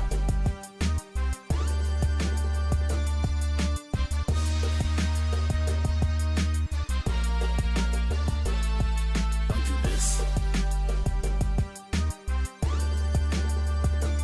Alright.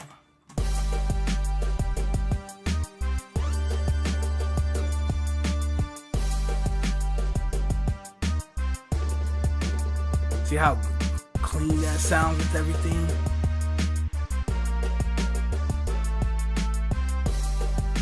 See how balanced that all sounds? The bass, the brass, the drums, everything.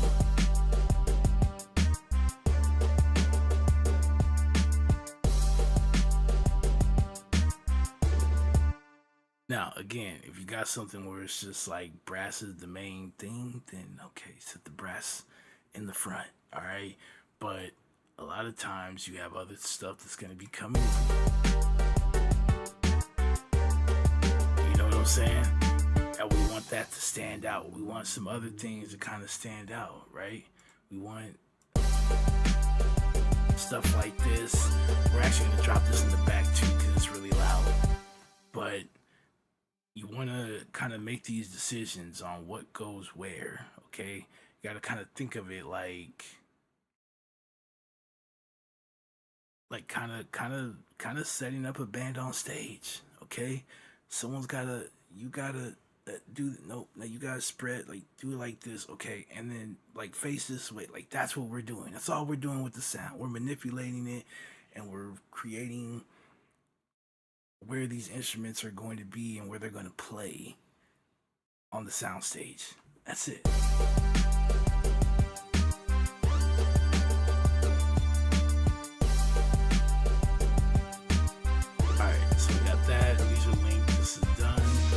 If you want to kind of tame it some more, which it looks like it's okay, especially with the saturation on it, but if you feel like the gap in the volume, right, maybe things are dropping and some are going up like that, then add compression, again, push it down until you can get a consistency, and then bring that volume back up, okay? But this is fine. And mainly, actually open this, okay? And that's why you don't see me doing a lot of things on some of it, is because within these libraries, okay, I already have effects that I can tweak and things. So that stuff's already kind of been taken care of. And so not a lot of times do I have to find myself actually going and making this long chain, because most of it has already been done, okay? There's already stuff here. There's already compression here. There's delay here. There's reverb here. There's, like, I can adjust all that here if I want to. The only thing I don't really have is, say, like, an EQ, right? There's no EQ here. There's no saturation here, okay? So I do that stuff, and then the rest of that is pretty much kind of already handled. So, let's check out this.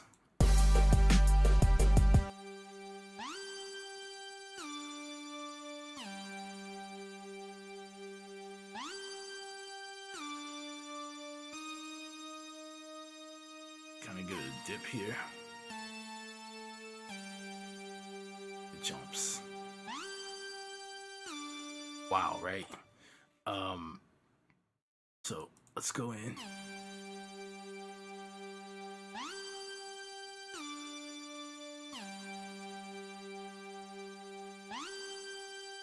Keep doing that. I don't mean to move that. Oh, not notch. We want high pass. Alright, so this stuff down here, we really aren't gonna care about that. What we hear in the mix is this.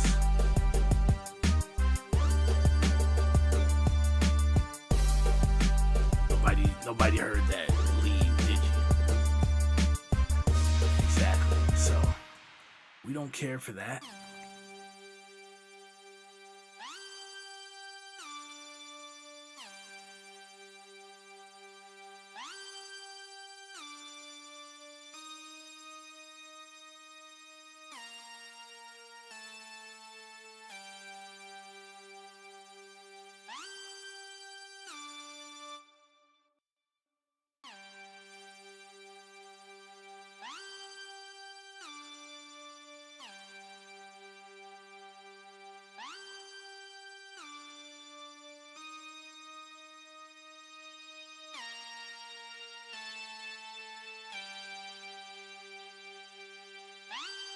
So from about right here on up, at least where all the notes are playing, that's where we're kind of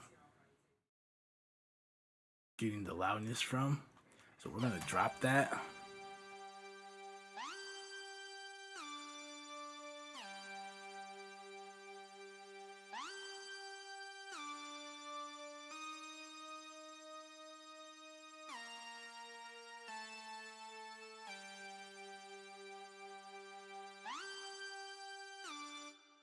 You can see our volume like immediately just got more consistent because there wasn't really a lot in the low end to begin with, right? But that kind of closed that gap. And then I want to say, I think, where were we at with this? It's about minus 24.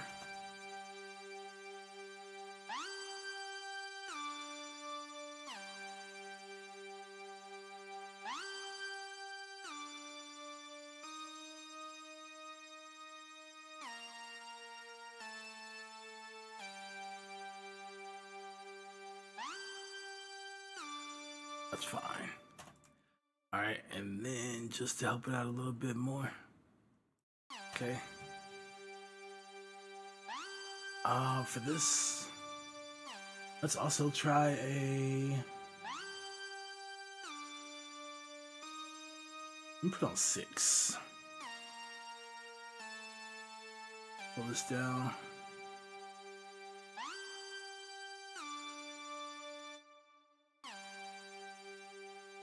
Don't want to do too much with it. You can see where those like spikes are coming in.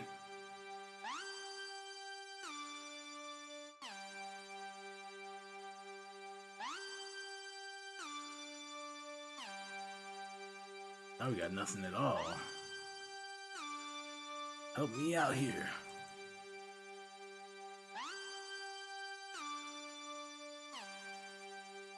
Okay, let's make that sound a little bit better.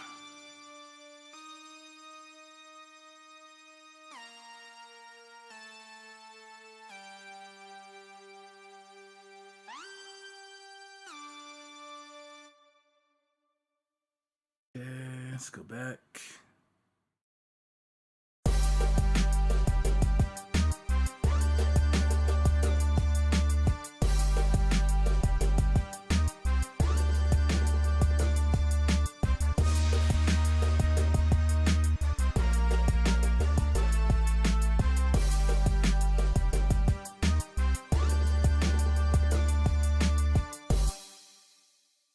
All right, then we have this part here. So let's go.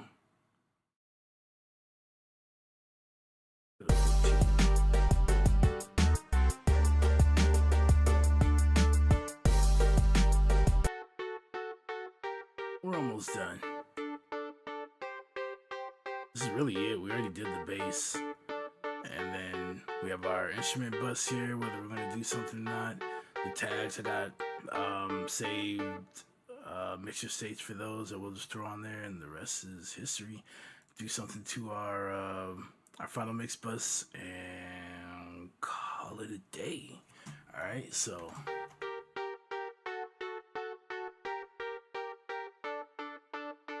if we want, we can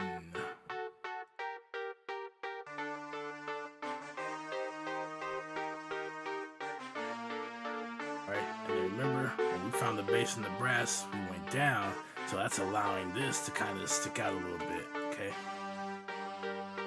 But I don't want to really boost this.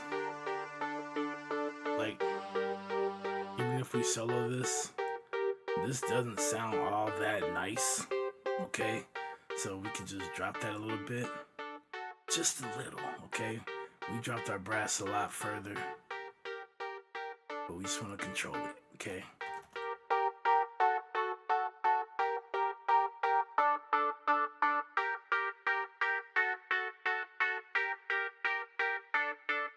This is about 2K. It's a little good here, but it's the clarity of it's right here. Actually, it's actually perfect. Let's take that. All right. And why? Because our brass, we have a dip in that 3K area. Remember, that's where we found our clarity in our brass. So while that's quiet and in the background, we can allow this to kind of peek its head a little bit.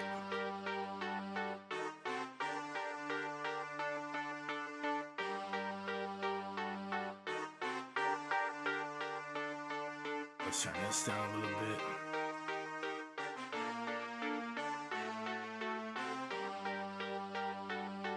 You know what? I don't know if I would boost it though, because it just sounds terrible. But let's not cut it.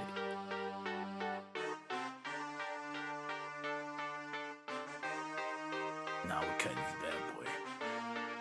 Gut instinct, alright, for the win.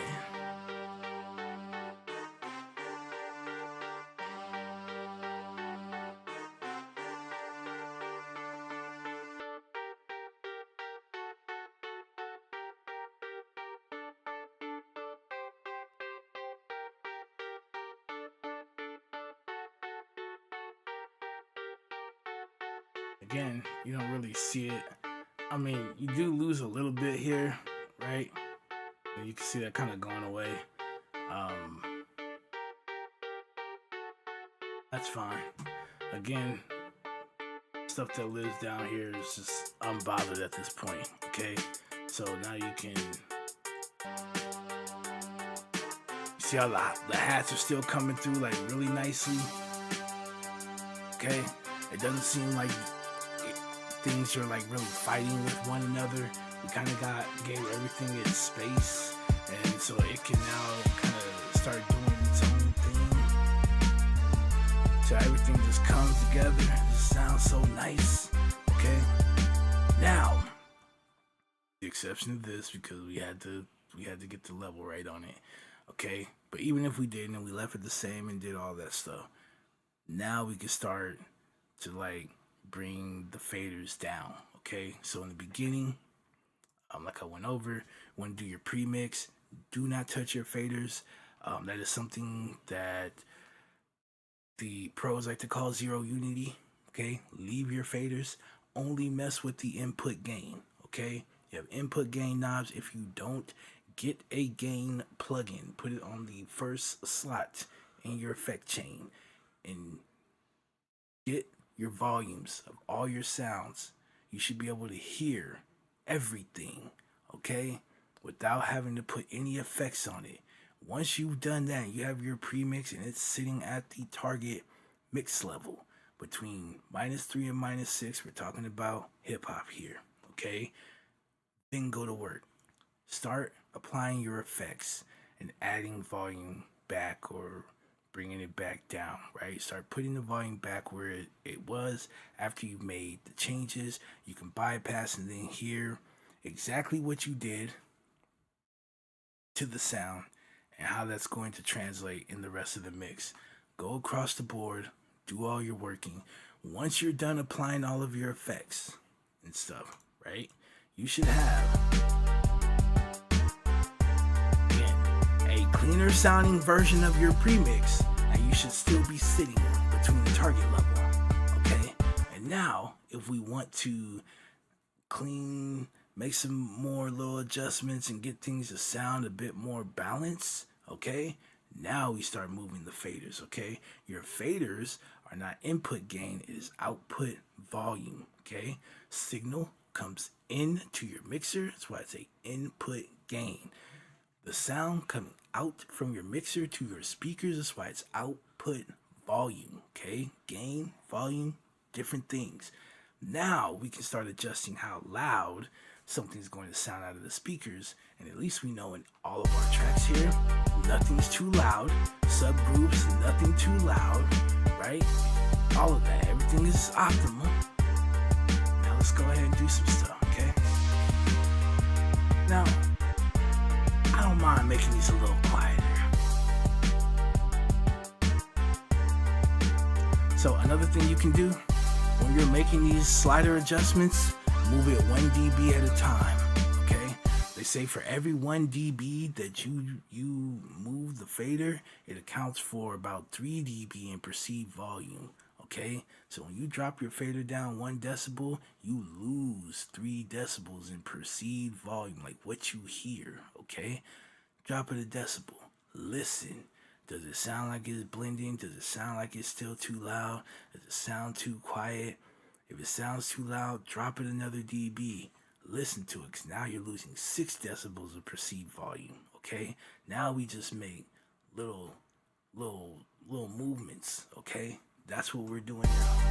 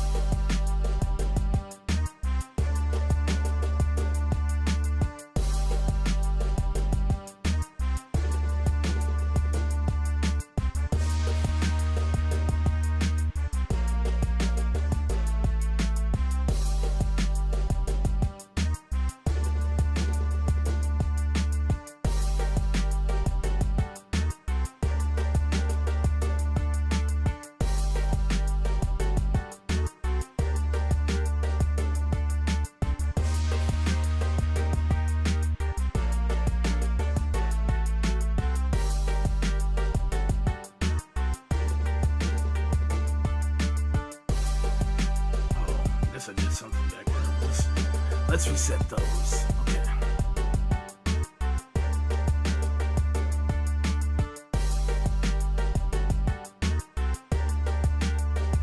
My ears are dying at this point. But I think that's about cool right there. I think we're okay there.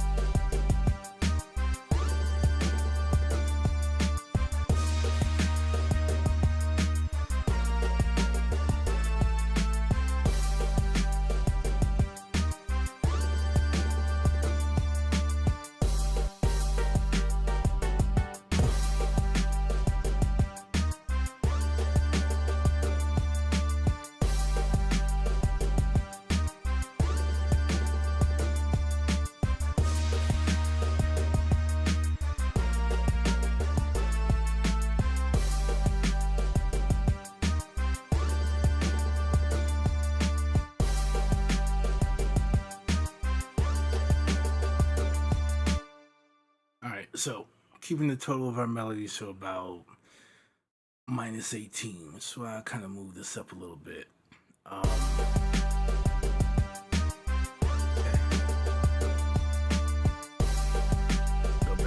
check. Okay, we're still good. We're still good money. All right, so if you want,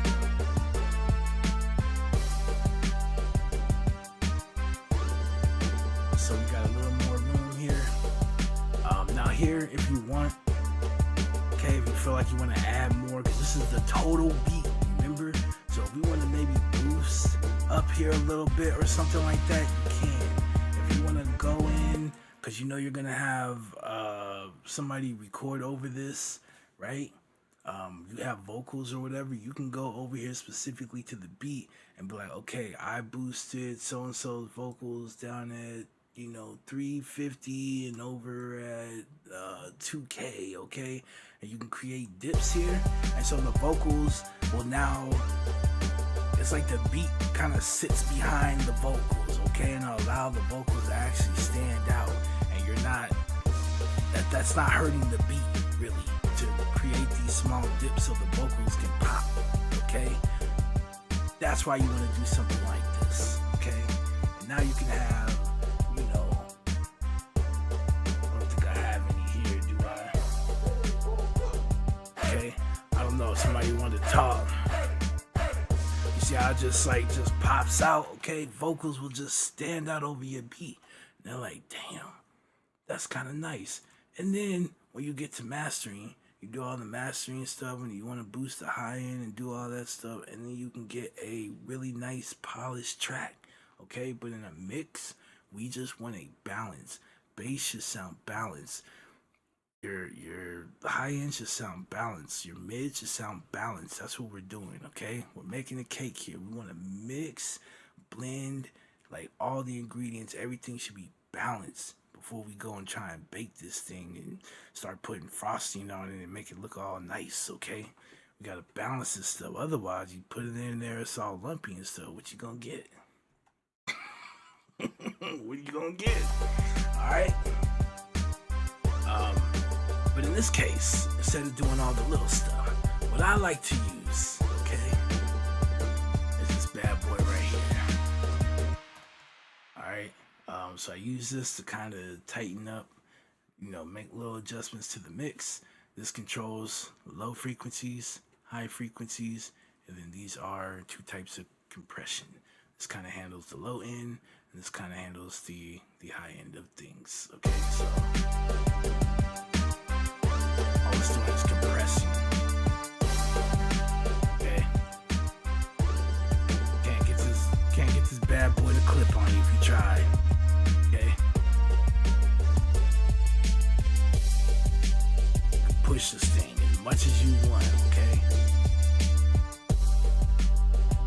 David Sheps and another guy spent years putting this together. It's algorithm based. That is dope. Okay, so let's set our sub frequency to 60. And all I'm doing is moving it till I just hear a little change, and then I'm done because the mix is already good. Now this can be applied on like individual tracks or like subgroups and things. I just like using it on the mix. That's where I kind of first ran into it, and I was like, I need that. Okay, so again, this controls the lower frequencies.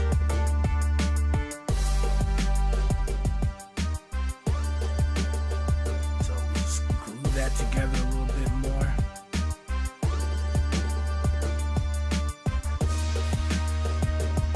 And this, we want to make sure.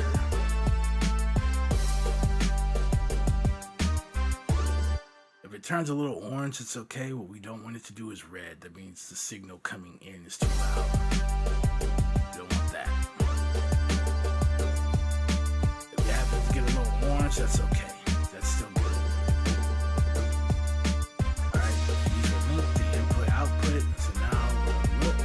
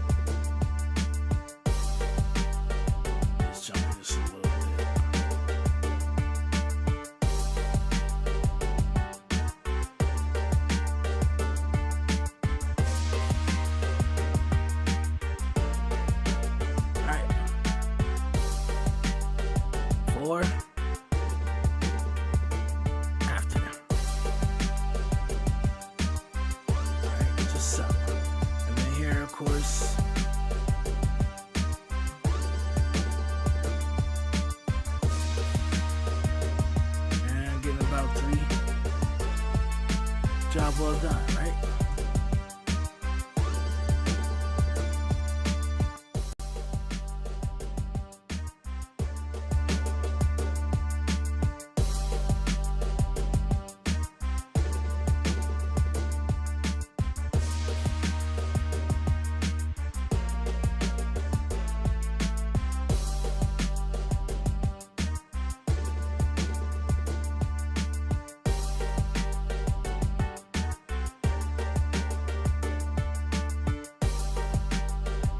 Okay.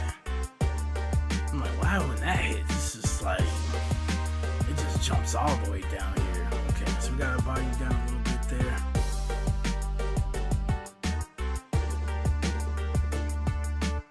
Alright, I will work on the arrangement side of things offline. Again, this is something that we've created for a content creator. Okay, I don't want to mess up his name because I had it. I had it. I think it's let me open up Discord here. I think it's Wild Bush. Wild Bush. Well, I just want to double check. Cause I'll flip something around. I promise you. And they'll be like, you messed these up. You switched this one and this one. And you're like, what? All right. So yeah, it's Wild Bush Dog Gaming. He streams on Twitch. I don't think he is on Kick or anywhere else, but definitely on Twitch. Make sure to check him out. It's all one word. Could we even get him pulled up here? All right.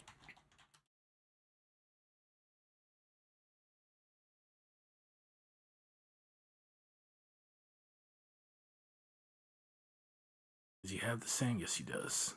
Okay. Wanted to make sure. So, check him out. All right. He is a veteran as well. So, much love to him. But he came to me, and a few have, right? And content they may put out on certain platforms are either getting taken down, right? They're getting flagged, that kind of stuff. And people have been having concerns about that. And it's been a problem for a while, right?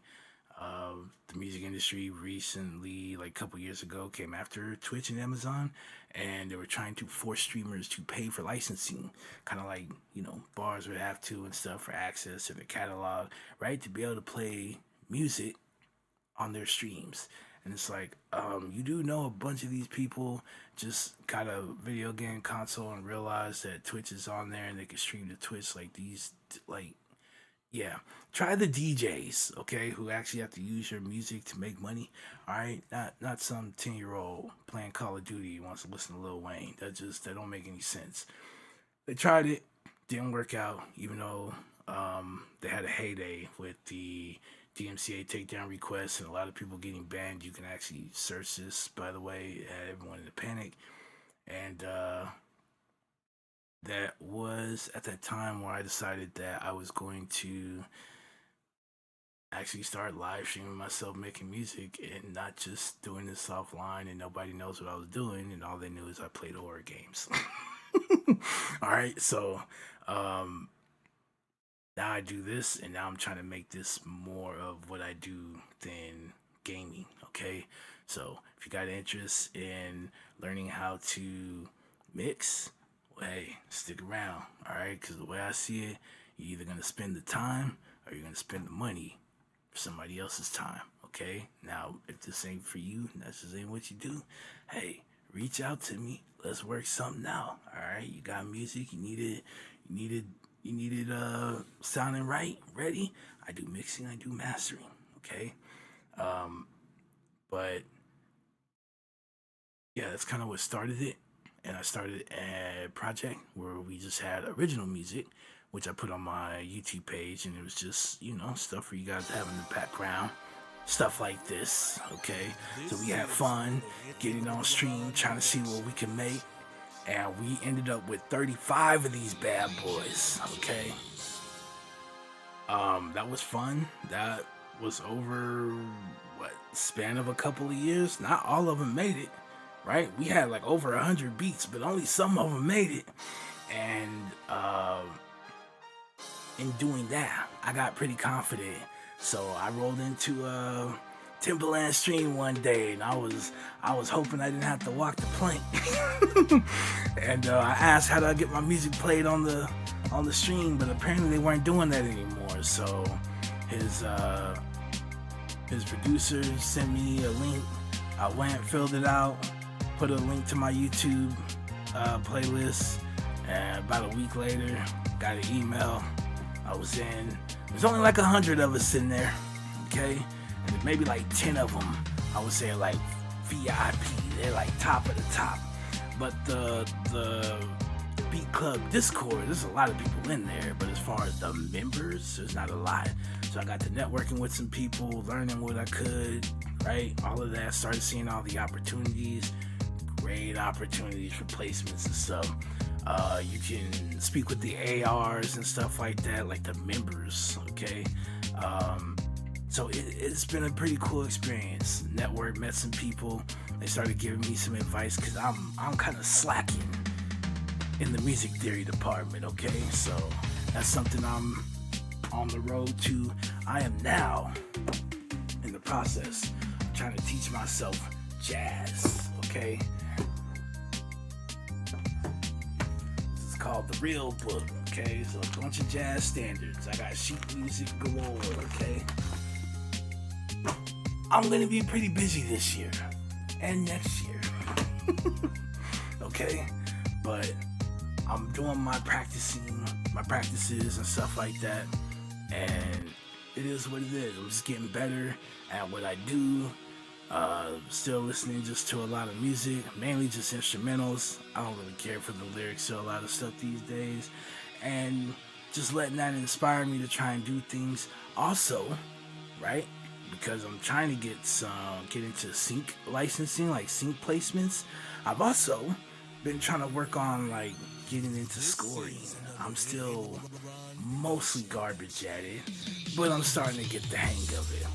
We'll see what happens there, okay?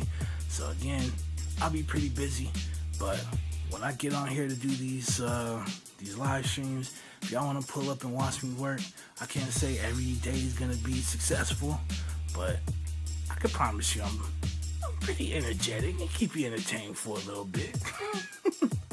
Alright, so after all these originals, I promised once we hit a certain number of original music that we were going to start focusing on video games.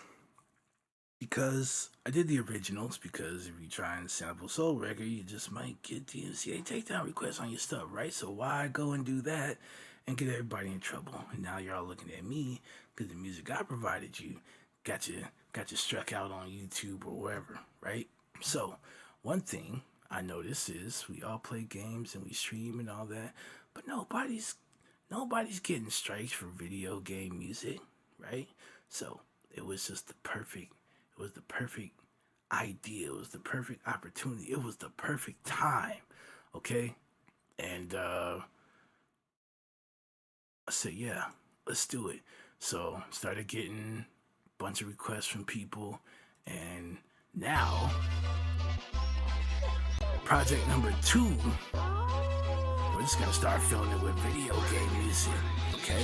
So if y'all got requests, you can definitely hit me up, okay, and let me know, and I'll be sure to add it to my list. And again, I put to the test. I get on stream, I try and do these things in real time, okay? We just open up FL Studio, we have nothing in mind, and I try and make something happen every single time. So y'all get to watch me struggle, but you also get to watch me work. And you might learn a thing or two, because I'm still on my way. So I like sharing what I know. Can I get one more? Can we get one more? Because I really like this one, alright? Sonic and Knuckles, okay? Alright, let me get out of here. Appreciate you guys for stopping by, and again, thank all of you on Kick. We did reach our 75 followers, okay?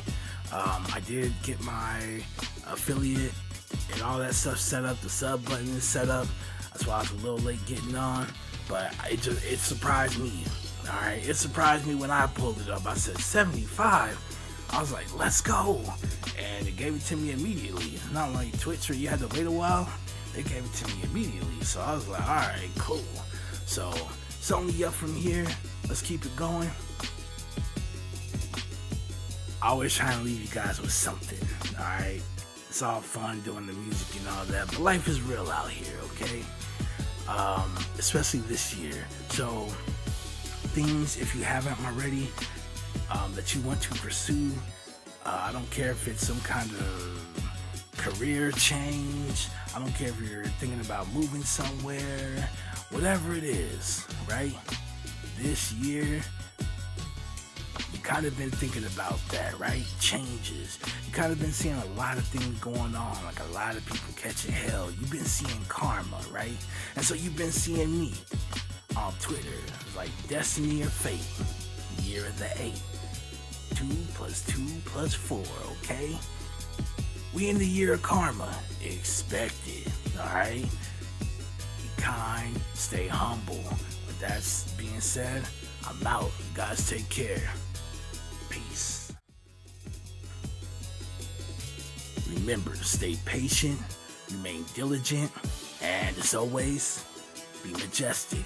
If you can develop the skills to keep calm and carry on, you too can achieve greatness. Peace.